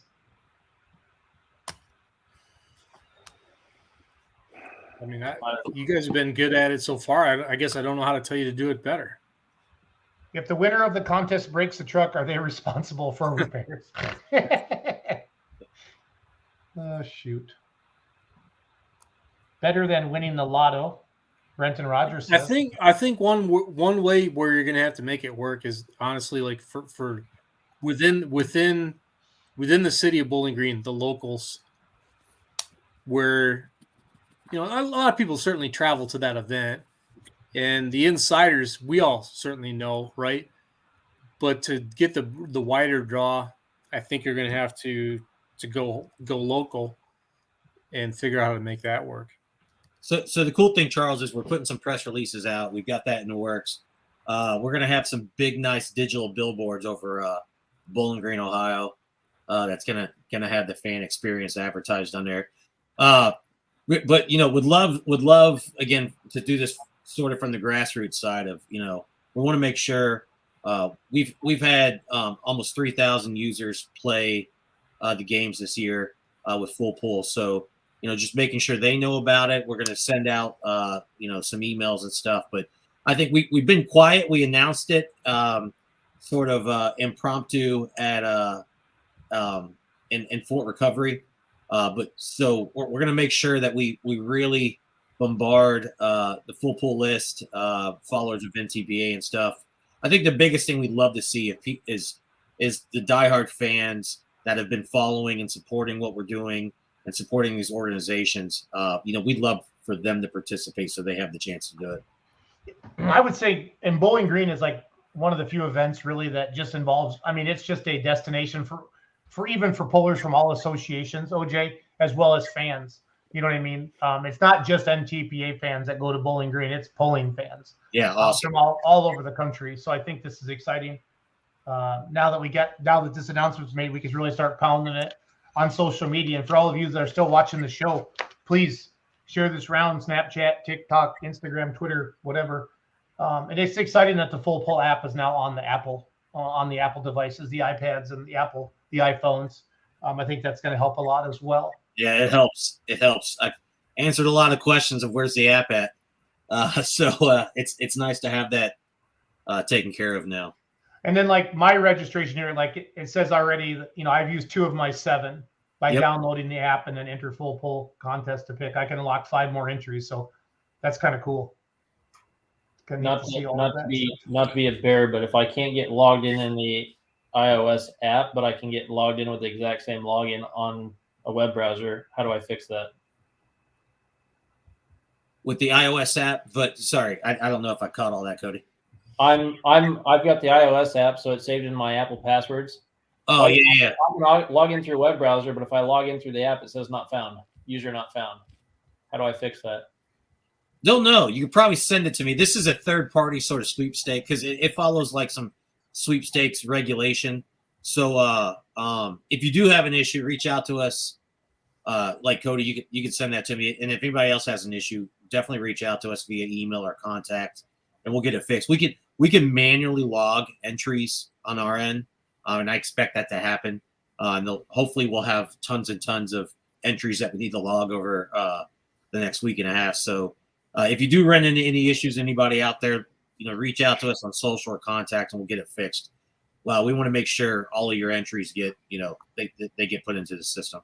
Well, I've played from the web browser all the time, but since you said it's out now, I was like, I downloaded the app and went to log in. It's like user not found. I was like, well, we'll go back to the website. But it's as you know, it's part of growing pains. That's something you go through that, not everything's going to be perfect and work right out of the gate. And that's, it's not something you get frustrated about because it's just, like you said, it's growing pains. We all been there. Yeah, 100%. And we're obviously using some partners to integrate some stuff. So, some of these things we got to be careful about because real money gaming is one thing, but even when we get into things that are sweepstakes, every state has to regulate these to make sure things are fair. So, even with our app, when we're bringing the free to play games into the app, we're utilizing some third-party services to manage that. So, again, feel free to reach out. I know, we try to do as good of a job as possible with, we ran into stuff sometimes, I think in Goshen where some people won some events, but the results sort of pulled in wrong. So we make sure, we're here, we're making sure that results get posted correctly, entries get posted correctly. And, we want to make sure everybody gets paid out accordingly. We've given out, I think, $12,000 in prizes so far this year, which is unbelievable to think about. But we're averaging about 2,000 to 3,000 in prizes every event. I keep telling people, make sure you play because, these games are paying out. Jim Schwartzman says, OJ, thank you for the nice Visa card from the Rock Rally poll. So, Jim, what'd you buy? Make sure you comment what you bought. There you go. I like that. It's probably Starbucks, OJ, because the polling fans are Starbucks fans. Yeah. What's the biggest winner you've had so far, OJ? Well, so we haven't given out a grand prize, and I'd love to. I'm not going to say it's not difficult. You got to pick a winner from every class. But our biggest prize so far has been $500. I think that was in Toma. Our biggest prize since then has usually been $250 grand prize a night. I shouldn't say grand prize, but top prize a night. The grand prize deal is very real. It's if you pick the winners of every class, you're going to take that home. There's no strings attached. But even if if in the event that someone doesn't win the challenge, then every one of those pays out about $500. So these things add up, especially these, with Rockwell coming up. It's 5 sessions, so that's a lot of prizes that pay out. And we're getting a feel for it. We admit we're trying to get a feel for it. So sometimes we'll come out of an event, we're like, wow, we gave a lot of money away. Sometimes we'll come out of an event, we're like, we wish we gave a little bit more away. So we're playing with the games to make sure that they're winnable, but they're still competitive. And we're playing with the prizes, most of all, just to see, what do people want? Everything's been sort of cash gift card prizes, Visa gift cards that you can use anywhere. But we're even starting to think about, are there other prizes in terms of, part of this full Pool Town experience is what if we gave away prizes like this, where if you win the grand prizes at an event, maybe we host you later on in the season, we pay for your travel and accommodations to a future event. So we're really trying to just get a feel for what fans want. I think it's awesome. It's fun, but it is addictive. I'm not gonna lie, because it's like, these people, and I have the most internal struggle, and I'm sure a lot of people do, but it's like, you're really good friends with these people, but you gonna vote for them? Or you're gonna vote for these, like back and forth, like you want to see them win, but it's like it's an internal struggle. I'm not gonna lie. OJ, has there been one person that's done like well and like overall like since this got started up in Toma? Like, is there a couple names that pop out to you? Where like, wow, these people really are studying hard. I can't think of I can't recall the person, but we've paid out two people twice. Okay. Which is pretty amazing. Again, if you think about, I think the latest stat I looked at was 12,000 total entries, which an entry is it's not unique. So if there's 5 games, one person could have 5 entries, for example. But if you think about 12,000, we've had 2 people win twice, which is pretty impressive. Of course, Dan Mayer had an almost perfect pick coming out of Chapel Hill. He was 1 class short. So he picked, I think, 5 out of 6 classes right, which is pretty impressive.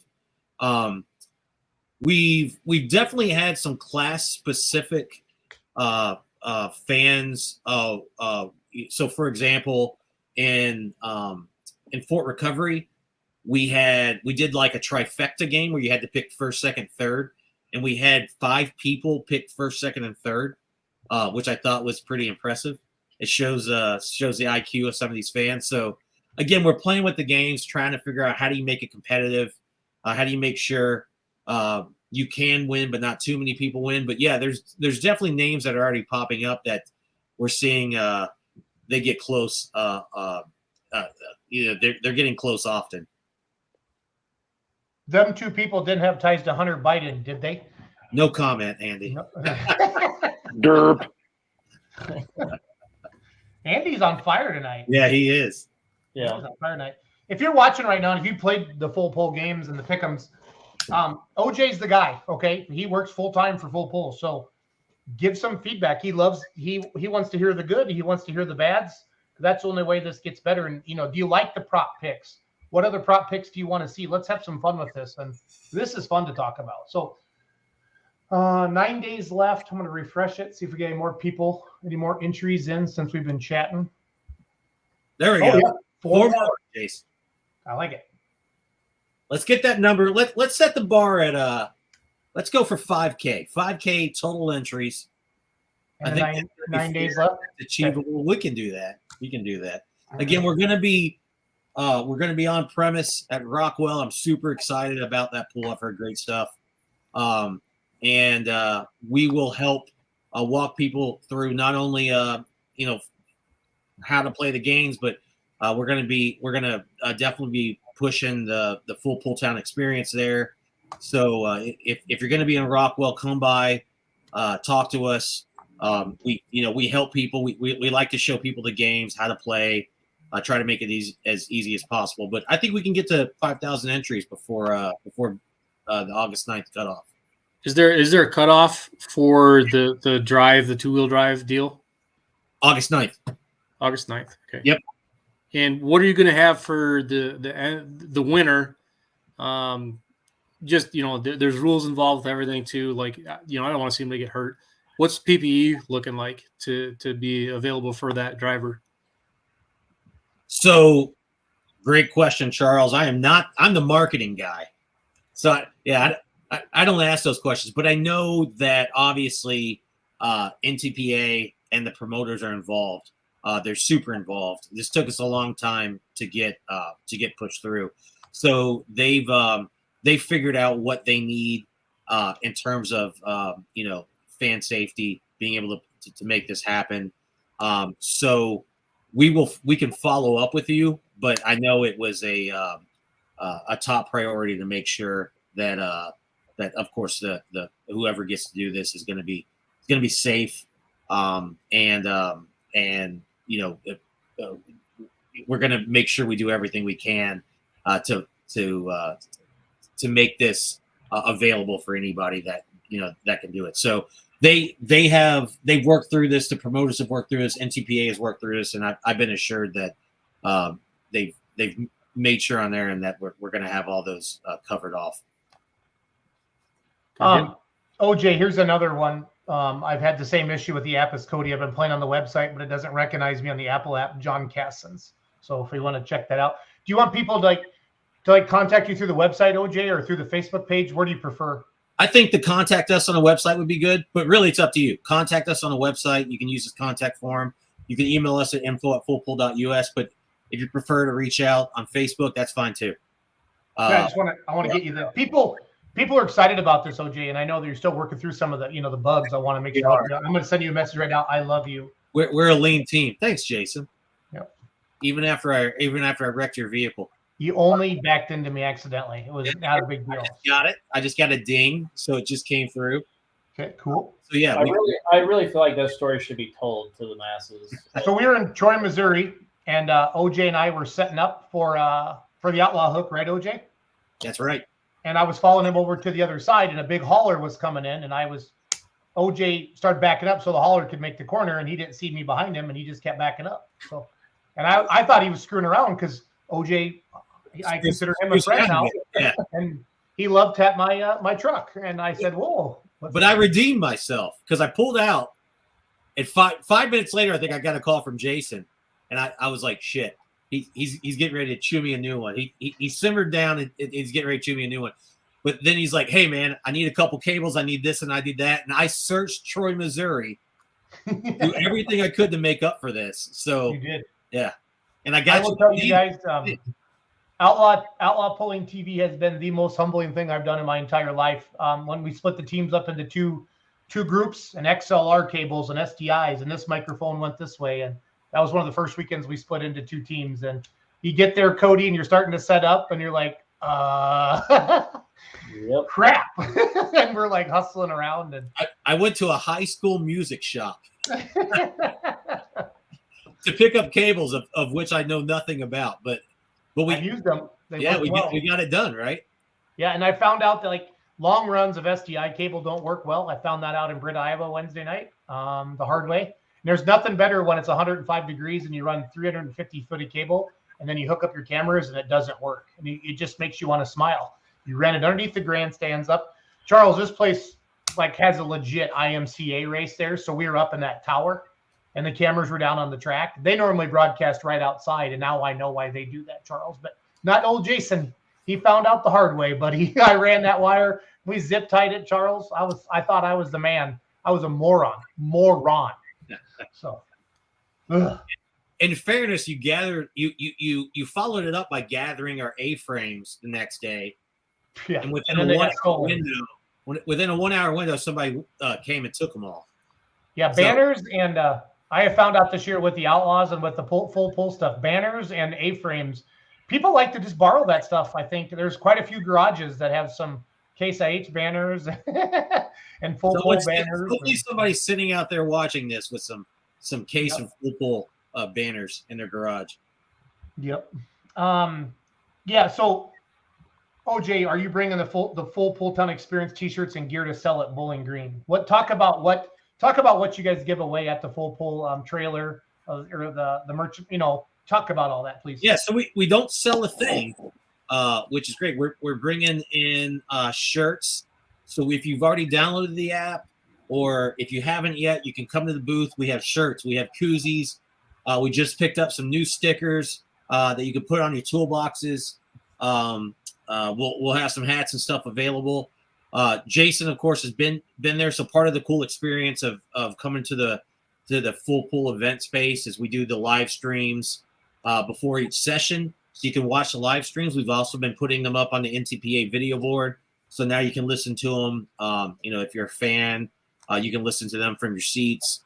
So yeah, we're not really selling anything. I'm glad, we had people in a Fort Recovery asking, but we're not really selling any merch. We're trying to give some merch away and just get the word out there. So we'll have plenty of that available in Bowling Green.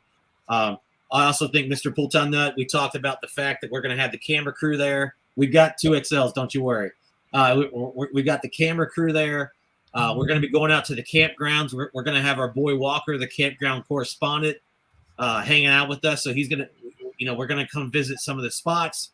We're going to hand out some merch there. But then also, what's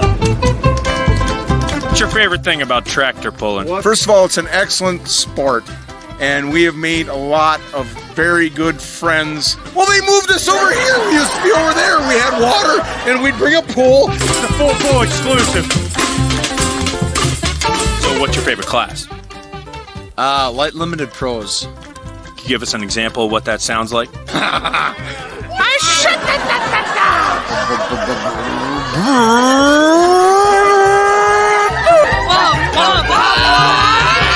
what are we cooking right here? Well, we've been cooking brats, burgers, bacon now. That's about it. Adam Bauer, Peyton, Iowa. If you don't know that name, you don't know. This is a big time mother right here. Can you give me your best impression of a badass motor?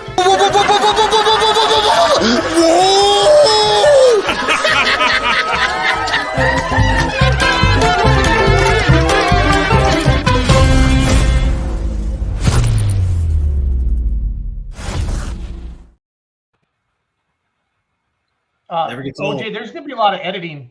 You thought you had to edit Toma video. Charles, tell I've heard OJ it. about the campgrounds in Bowling Green. You are going to have a really, really quick finger on the bleep button, and maybe even a really good like obscurity blur out function that can move with in the frame to keep up with everything that's going on. Just saying. That's why we're bringing the whole camera crew. I've heard the rumors, and I'm pretty excited. But yeah, I can't say I know what I'm getting myself into. You're going to find out. Just probably the most fun you've ever had, OJ, probably. I heard I'm going to have to take a week off to go and a week off after to recover. Yeah, more so on the latter. Yeah. No, I mean, OJ, people, this is one of the events that people literally like, they take 2 weeks off from work, to go out there and then kind of like to Charles's point, I'm not going back Monday. You know what I mean? So. Yeah, it was cool the amount of fans I talked to in Fort Recovery that, of course, there's a lot of proximity to that area. And one of their first questions was, are you guys going to be in Bowling Green? So they're already, they're there enjoying the pool, but they're already thinking about Bowling Green. It's already on their mind. OJ, what's this quick pick thing on here? So it's like if you play the lotto, it's the same deal. You can go play the lotto and you just say, give me 5 quick picks. If you just want to enter the game, but you're like, I just want to get my picks in, or maybe it's down to the wire. You hit quick pick, it'll do it all for you. So quick pick picked the Superstock Open winner, and it picked Ruttendeer 2, Glot, and Glot. Yeah, this is our trifecta game, which is pretty cool. It's like horse racing. So this is a new one. We just rolled it out, and you pick the first, second, and third place. Distance of the winning pole round to the nearest foot in the event of pull off. They like to let them run at Rockwell, so 357. No, that's not for a pull off. Here we go. There we go, 349. Matt Carter says Holt Strickland, taking his North Carolina boy there. This is fun, OJ. I think just the more people find out about it, the events. Being at the events really helped. Chapel Hill sitting there talking to people, that helped a lot. You know what I mean? So yeah. I've never been to Fort Recovery, but I know it's a big deal. So Fort Recovery was great. Great event there. Beautiful. The hillside is beautiful. It was packed. We were in a great location. It was our second most popular event so far, which is really cool. Awesome. Yeah, so I mean they've all been great, but Fort Recovery was a great time.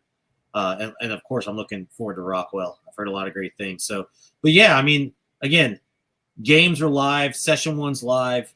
We're gonna be following up session 1. So if it's Thursday night about midnight or about midway through session 1, session 2 will go live, and on and on and on. So there'll be games throughout the entire weekend experience, Thursday through Saturday. So no reason not to play. It doesn't cost anything. We're gonna award money.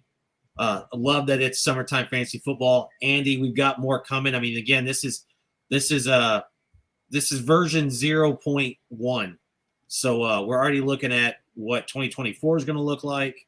More fantasy-like experiences, more ability to hopefully, I can't talk much about it, but, bring in some real fantasy-like wagering like you would see with football and things like that. It's going to be a lot of fun, but we're learning. It's important to know what the fans want. It's important to know what the events want, and we'll just keep building on top of this. That's why I love this. Is again, this is all built from the inside out. You get a lot of these types of you get a lot of these types of sports games or sports media companies that come in, and they're coming in from the outside in. You look at what FanDuel has done or what DraftKings has done, and these are investment groups with money coming into a sport. That's not what we have going on here. We have people that are involved, and getting feedback from poolers, getting feedback from fans. We're trying to create this from the inside out. I love these comments. John and Diane Castens here. I will email Full Pool. Thanks. I've sent a link to all my friends and family. We all need to grow the sport. If everybody that's watching, and we still have quite a few people watching, share this with your friends. This is fun. It's free pick'em games to win real money. I mean, people, how much you said, about 12 grand you've paid out, OJ, so far? 12 grand so far. Yep. Timothy Wolf, big pulling fan. He's watching on YouTube. He says, throw up a side bet. How many beer cans under the Northside grandstands by Saturday night? Tim, I think they would do that if you count the beer cans. I was going to say, I love this. I love this, but someone has to count the beer cans. So some of the volunteers will do it. John and Diane Casson says, see you in Rockwell and Bowling Green. Mr. Pulltown Nut says, OJ, I'm ready to quit my job and come work for Full Pull. You know what? Be careful what you say. Oh, there, Mr. Pulltown Nut. It's a lot of work. I really thought you guys were joking about getting to drive a truck in Bowling Green. Because that's, I don't know, that's like the coolest thing I've heard. I mean, that's everybody's dream, to drive a pulling vehicle at Bowling Green. Like Ryan's famous question is, which vehicle would you drive and where would you drive it? And we hear a lot of Bowling Greens over the years doing this show. So yeah, it's going to be cool. I hope it goes well. I really do. I think stuff like that is again what we need to bring in more fan engagement. Not that they're not engaged enough, but I'm totally for how do we get them closer to the sport. So yeah, it's cool. I'm glad that they were able to pull it off. I had nothing to do with it other than a little participation in the idea, but it's really cool. We're up to 387 now, so we're growing. So I want to add in here that last week I was in Miami and I went and got a haircut at a barbershop, and talking to the guy that was cutting my hair, he's a huge sports betting guy, and I was like, "You ever heard of truck and tractor pulling?" And he goes, "What?" And I was like, "Tractor pulling." So I had to talk to him and show him videos of what it is, and I told him where to go to get signed up to log in and actually play. And so it'd be really cool if you could actually follow up with him and be like, "Hey, this guy actually logged in from Miami, Florida, and what actually played." So that'd be kind of unique. But yeah, no, it was fun to trying to get people from outside the sport that know nothing about truck and tractor pulling to come and I mean, that's what they enjoy. I mean, it was this big deal. He's like, I don't want to work on Sunday because I got to watch the bets. It's like, well, you might not want to work on Friday or Saturday or maybe every day of the week if you start truck and tractor pulling betting. But it was a lot of fun. So yeah. Yeah, it's cool. It's cool. One of my favorite things so far, and again, I'm an outsider, but showing people from the outside the sport, period. They're in awe. They're like, I cannot believe this. But yeah, it's cool. It's cool. I really want to reinforce the fact that this is about growing the sport, and the idea here is that everybody that follows the sport loves the sport, and it's a good sport that is about good. It's about family. It's small town USA. Not always, but it's and that's why I'm so hooked on growing it, because it's a very rare sort of breed of sport left in the U.S. So that's what we're trying to do. That's what we're trying to do here. Yeah, it's gonna be awesome. Really excited. Thanks for everybody for engaging tonight with OJ and everybody from Full Pull. It's been fun. We're gonna get that up to 5,000 entries, OJ. Yes, we're sir. gonna work hard on that to get that. I think this is kind of, you haven't made your press releases yet, but we got quite a few people watching still, so this is good, and it's a good way to get the word out. We've had I think 8 or 9 people do. I think it was 379 when we started the show, OJ. So we just need some of your TikTok viral videos, Jason. We're good to go. Yeah. Cody, we got a Doug Meisinger scrappy video doing really good on the full pull TikTok. So it's pretty neat. Oh yeah. So, well, because Chase is always telling me the mini rods are the best class in pulling, and I've told him diesel super stocks are. So OJ got an awesome startup video at Chase at Fort Recovery. It's got like 1,000 views, and let me check where Doug Meisinger. Yeah, and then Jason lapped us and made sure we knew that his video lapped the mini rod video. We have a private chat, just like you, Cody, have a private chat with your fellow media guys. Yeah, I have one with OJ and. I shot that, Jason. I was so happy that I used my phone properly, and you put me back in my place. So we're at 73,000 views on that one so far. And but Cody, you know how TikTok is. One will go and one won't. I mean, it just is what it is, but it's fun. Yep. It's just fun that it's a diesel super one and it's right next to a mini rod one. That I enjoy that a lot. And it is a cool video, man. It's cool. So I'm glad it's taken off. We need more of that. John and Diane Caston says, been camping at Bowling Green for 23 years. The only challenging thing in the campground is internet. We need Starlink to make pics. Only about 30,000 cell phones out there. Laugh out loud. Yeah, no, that'll be. Yeah. We've noticed that when we get into events and Starlink's all good, and we use Starlink with Outlaw Pulling TV and Beer Money Pulling TV, and OJ uses it with full pull, and I know the NTPA is using it now as well. Yeah, it's always something. Technology's great when it works. So. Well, cool. OJ, do you got anything else, buddy? I don't. Again, come see us in Rockwell. Super excited. So come see us. Yep. Free t-shirts. Free t-shirts. Free can koozies. Just download the app and you get a chance.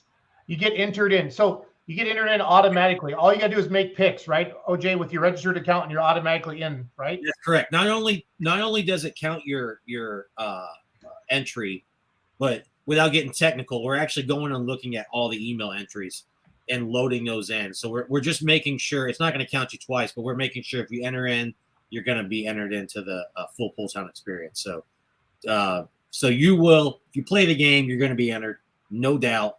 But like Jason showed you, there's other ways to enter as well. So, Cody, it sounds like you and I should take Wi-Fi out to Bowling Green and sell it, Cody. We could make some money. Be a good side hustle. Absolutely. Seriously. And then OJ, I won't be in Bowling Green. I'll be in Wisner. Doug will be out there, and Hope from my team from Beer Money. But you make sure you hook up with Pull Town Net and take a selfie and send it to me, because this guy, he's had 100 comments on the show so far tonight. So we got to make sure. We absolutely will. Chase and I are excited to meet Mr. Pull Town Nut. He's built himself up, so I hope he's prepared to pay it off. His YouTube channel is called Mr. Pull Town Nuts. I think he's pretty legit. So looking forward to it. Andy Leonard, he's been on. See you in Bowling Green. I'll be there with a fire suit and a helmet ready to pull. That's awesome. Let's make it happen. That's awesome. OJ, thank you for doing this. Thank you for growing the greatest motorsport in the world. And you have a good night, buddy. Thanks, Jason, Cody, Charles. See you all later. Thanks, See you, bud. See ya. I thought they were joking about this, Cody. I really did.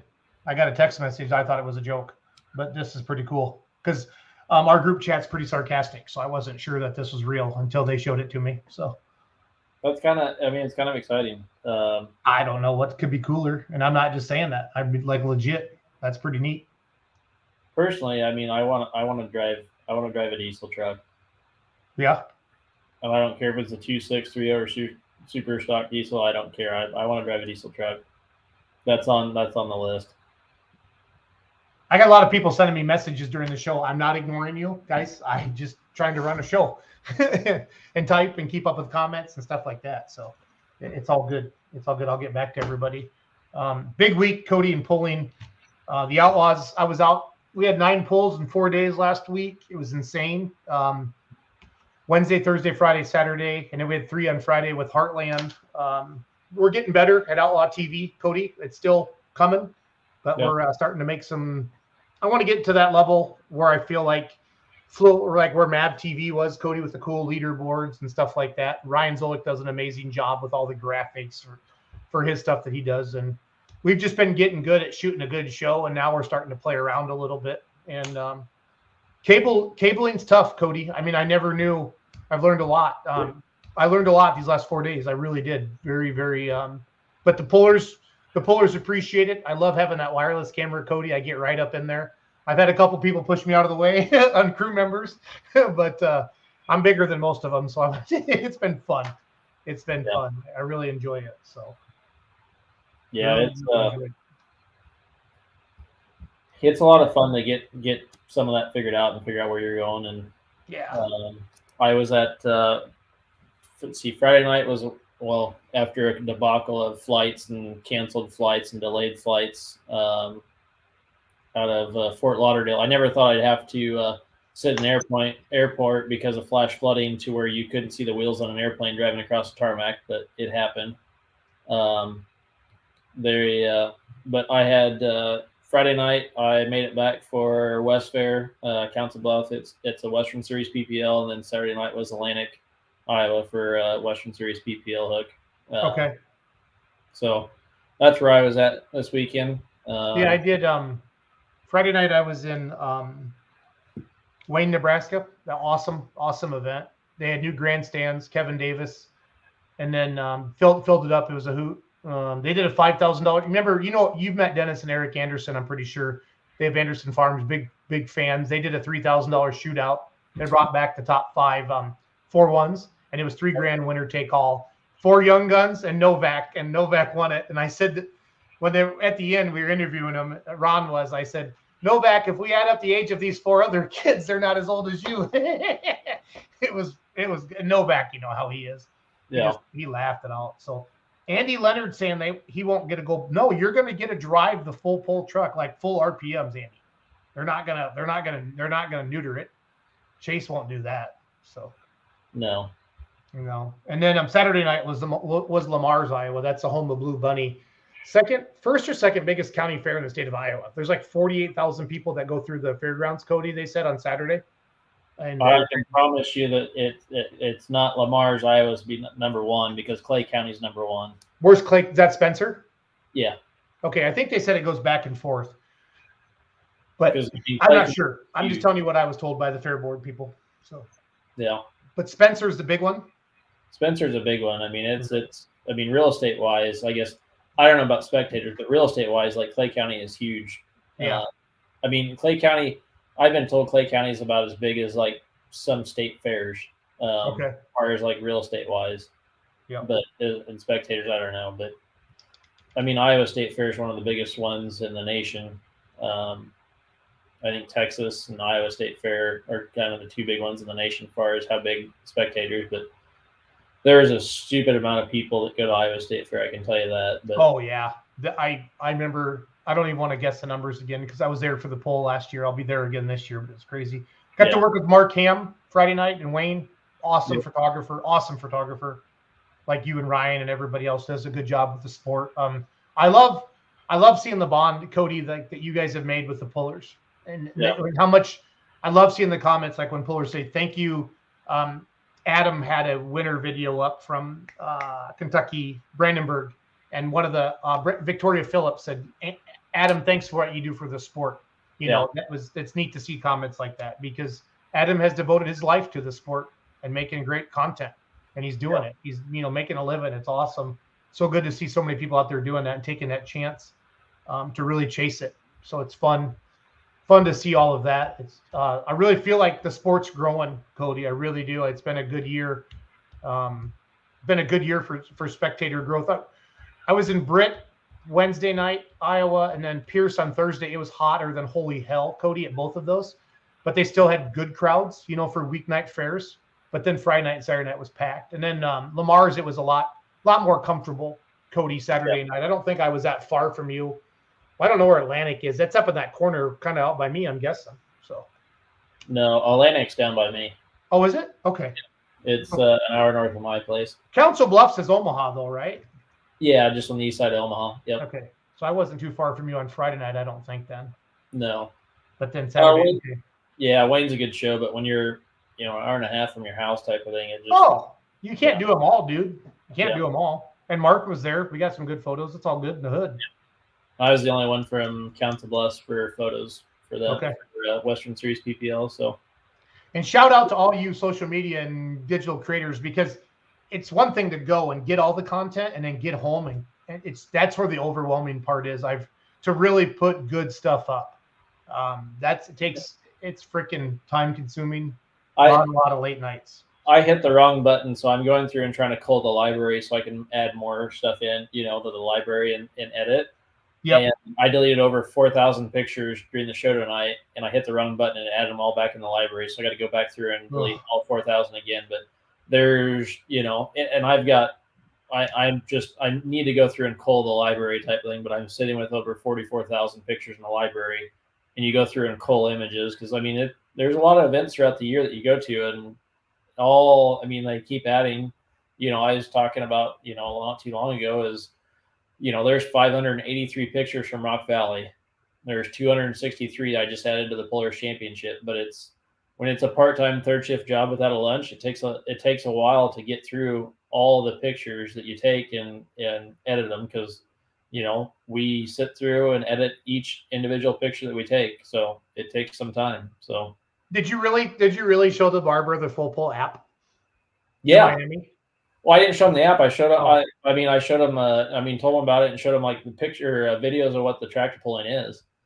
Because he was a huge he's Sunday sports bettor, and I was like, hey, you need to check into this. So it was kind of fun, but yeah, no, I sit in Miami and I needed a haircut, and I had a little time to kill on Tuesday night, and I was like, I'm gonna go like a block over from my hotel to a barber shop, and I was like, I'll get a haircut, and so yeah. Yeah, it's been, I think the rollout's gone good so far with everything that I've seen. I know they're working through some tech stuff like that thing you pointed out, but that's going to happen. And OJ's a wizard, man. He'll get that figured out and talk to everybody about that. I love hearing the fans say the biggest thing, and I've heard it over and over again. So, there's diesel fans and then there's many, spark plug fans, right? Yep. And they typically that's when you go to the concession stand when so many people are staying now and watching the class because they have a pick. You know what I mean? And it's funny, like if somebody gets the first 3 classes right, my phone blows up. People, my buddies texting me like, hey dude, I got the first 3 right. There's 3 classes left. Chapel Hill, man, my phone was blowing up from my friends going, wow, I got the first 3 classes right. And then they missed the last 2 just totally. Because the Zarian truck won it that, I think Ike won it Saturday night, and everybody picked Jake and Carmen Foster. You know what I mean? It's fun. But it's hard. I think I overthink every single pick. I mean, a lot of times I'm in a hurry and I just want to get my picks in. That's why I asked OJ about that quick pick thing. Well, you heard me say that it's hard because you've got some of those people that you've built really good relationships with that, as a photographer, at least you've built really good relationships with, and you really want them to win. So do you go for those guys that, you're hoping and betting on the win? And I didn't mean to call them out and put them on the spot, but I just know that if I'm having a problem, I'm going to ask type of thing, where somebody else that's may not. Yeah. It's one of those deals of if from me asking and him giving a response, they're more willing to get in there and play. They're not just going to be like, oh, it didn't work and not play it. At that point, they're like, hey, we're having this problem type of thing. Let's get it solved. And that to me is the only way it's going to keep growing. I mean, like I said, it's growing pains. That's all it is. Yep. So, no, it's all good. No, they won't be butthurt. I mean, things happen. They need to know what's going on. OJ asked me, he'll text me a couple times a week. What are you hearing from people? You know what I mean? And it's good to get comments out there like that. I know they're passionate and I know they care, but there's no Larry Richwine joined the team, and he's the ex-tech director for the NTPA for a number of years, and he's going out now. And that was a smart play for Chase to bring him into the team to do the shows when he can from a credibility standpoint. And that was the one thing that Larry has talked about. There's no roadmap for something like this. There's no, hey, this is not a franchise, Cody. You know what I mean? This is a ground up restoration, if you will. And it's different and it's fun. And I know they're challenged with certain things, but it's fun. I just love it. Everybody asks me why I'm so excited. Oh, you're probably getting paid. I'm like, no, I'm not. Anything that's doing well for pulling to grow the sport. We call this show Let's Grow Pulling. And we have promoters on that pay us to promote their events. It's also a business. But we've been doing this for 10 years. And a lot of people watch our shows, and a lot of people have had their biggest crowds they've ever had. And we have a small part of that. I know we do, just by our social media presence. And I'm proud of that, because why not? We're the newspaper now. We're the radio station. We're the TV station. Social media we have that respect now, Cody. And it took us a long time to get to that level. I think about this 24 hours a day, how much I love the sport and I want it to grow. And, and that's what, and I don't want to have a rant like Roos does, but I hate it when I hear somebody say that puller's a baby, or they're a whiner. They're not, you guys. They're not. They just want to win. People, you don't build a $200,000-$300,000 pulling machine or more, right? Some of the big ones cost $500,000 for money. You're not doing it to go win money. You're doing it because you're competitive and you want to win. So if something's not right with the track or something, they're passionate. They're into it. This is their life. And when they show some emotion, let them show some emotion. It's fun. Everybody liked NASCAR, right, Cody? When somebody crashes and somebody jumps out the window and they go try to beat the other guy up, right? I don't know if I necessarily want that in pulling, but in NASCAR or in drag racing, people, they show some emotion. I mean, John Force is he's done very well, but he's got a great personality. You know what I mean, Cody? That's what we need. Like a Jeff Hurt. I love him. A Tyler Slaw. They happen to be mini ride guys. They're both crazy. I mean, Jeff has an unlimited super as well, but they wear their emotions on their sleeve. If he's happy, you're going to know it. And if he's pissed, you're going to know it. It's not personal. Get over it. Yep. So really, when you see a puller get excited or they're disgusted, it's because they're pissed, because they spent a lot of money and they worked hard. And it's not just the money, Cody. It's the time these pullers put in. And it's right now, it's hard. Night after night after night, you're away from your family. And we did some full pull exclusive interviews that are going to get shared later in Chapel Hill. And Robbie Russell said in 1989, Cody, he was out for 60 straight days. Mm-hmm. That's a commitment. That's a commitment. So time. Well, when you run or own your own business, you understand very, very well time is money. So it's crazy. Where are you headed to this week? Rockwell. Rockwell. Yep. I'll be I'm gonna hang out with the full pull gang a little bit, help with promote some of their stuff, and then we're taking our merchandise trailer out there, and then I'll be helping with the social media for the North Iowa Nationals. Doug and Mackenzie will be with me. Chandler's going to Mondovi, Wisconsin. They have some garden tractor pull. That's his hometown, Cody. Yep. They have some tri-state pulls Friday night, some garden tractor pulls, farm stock pulls. And then Doug and Hope are going to Gibbon, Nebraska Friday, Mobile, Iowa Saturday, and then Mound City, Kansas. I get that screwed up because of Mound City, Missouri, Mound City, Kansas, and McLouth. But that Sunday after Bill Petrie's pull down there, and that's a home of Tyler Paddock and Megan Paddock and Brent Paddock. Yep. Mound City, Kansas. Yep, Mound City, Kansas. It's a really, really fun show on a Sunday, and it was. I mean, I saw you at McLouth last year. It was so freaking hot, Cody. It wasn't even funny. Yeah, I'll be at Springfield, Nebraska on Thursday night, then Mound City or McLouth Friday, Saturday. Okay, so. Cool. So yeah, let's please guys check out that full pull town experience. That is so cool. I mean, all you gotta do is play the games for a chance to drive a super modified two-wheel drive truck in Bowling Green. That's awesome. I really thought they were joking. This is super cool. It is officially on there. So, yeah. Well, Cody, thank you for hanging out with me. I know Charles had to do some show prep. I know Ryan had some stuff going on. Everybody's super busy. Doug's out east helping his daughter move down to Baltimore, I think, for her job, nursing, or she's like, what's the step below a doctor? Nurse practitioner? Yeah, PA. Yep. Something like that. Don't quote me because I don't know 100%. But it was great seeing everybody last week. Again, Wayne, Nebraska is a destination pull. It's a hoot. I mean, awesome hospitality, great facility. Lamar's, Iowa was great. Britt Pierce had a good time there. Pierce, Nebraska was just a small town, Cody, just outside of Wayne, but they put on a nice show. And Hogs came out with Unlimited, or is it Big Temptation and Little Temptation, Big Temptation. Yep, we had seven light supers, so that was pretty fun to see them out there, and the fans really enjoyed that. So, something was interesting that speaking of them is they made the comment of It was a random fan at Mound City, Missouri. They made a random comment that they were talking to the Hogs that we never had one sled reset at TPC, and they had, out of all the years that they've been pulling, they've never seen that an event that we didn't have a single sled reset. And I thought that was kind of unique. That the Hogs, had noticed that and made that comment type of thing. But that was kind of unique. Yeah, so. Honestly, I never even thought of that, and I never thought of sled reset so much until Full Pull started doing these prop picks. And they start sitting, you're going, wow, how many sled resets will there be? I think Chapel Hill, I think they had the over under at 1.5. Yeah, and I know they reset it for one class, the Pro Stocks maybe. I'd have to double check. That's hard on tech officials, and people don't understand that because they know how hard it is on a vehicle to have to come back. Like the diesel supers, if there's only 8 of them, that's hard. But there's 25 Pro Stocks, obviously. And the Pro Stock numbers are way up this year on the Grand National because of PPL and they lost the Lucas Oil thing and then have some of those schedules out. So, but it's been fun to see Kevin Masterson come to some of these events and pull. It's been good for that class, Cody, for the growth of it. Been fun.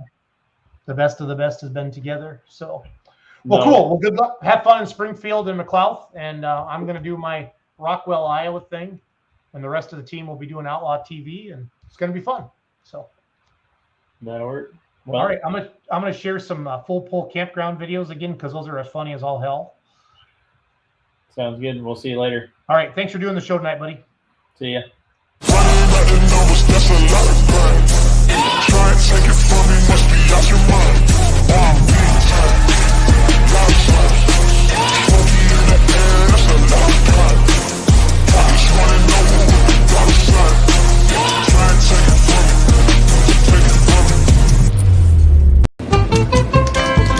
What's your favorite thing about tractor pulling? First of all, it's an excellent sport, and we have made a lot of very good friends. Well, they moved us over here. We used to be over there. We had water, and we'd bring a pool. It's the Full Pull exclusive. So what's your favorite class? Light Limited Pros. Can you give us an example of what that sounds like?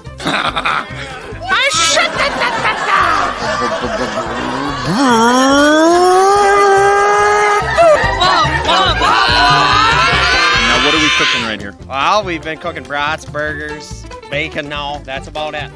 Adam Bauer, Peyton, Iowa. If you don't know that name, you don't know. This is a big time right here. Can you give me your best impression of a badass motor?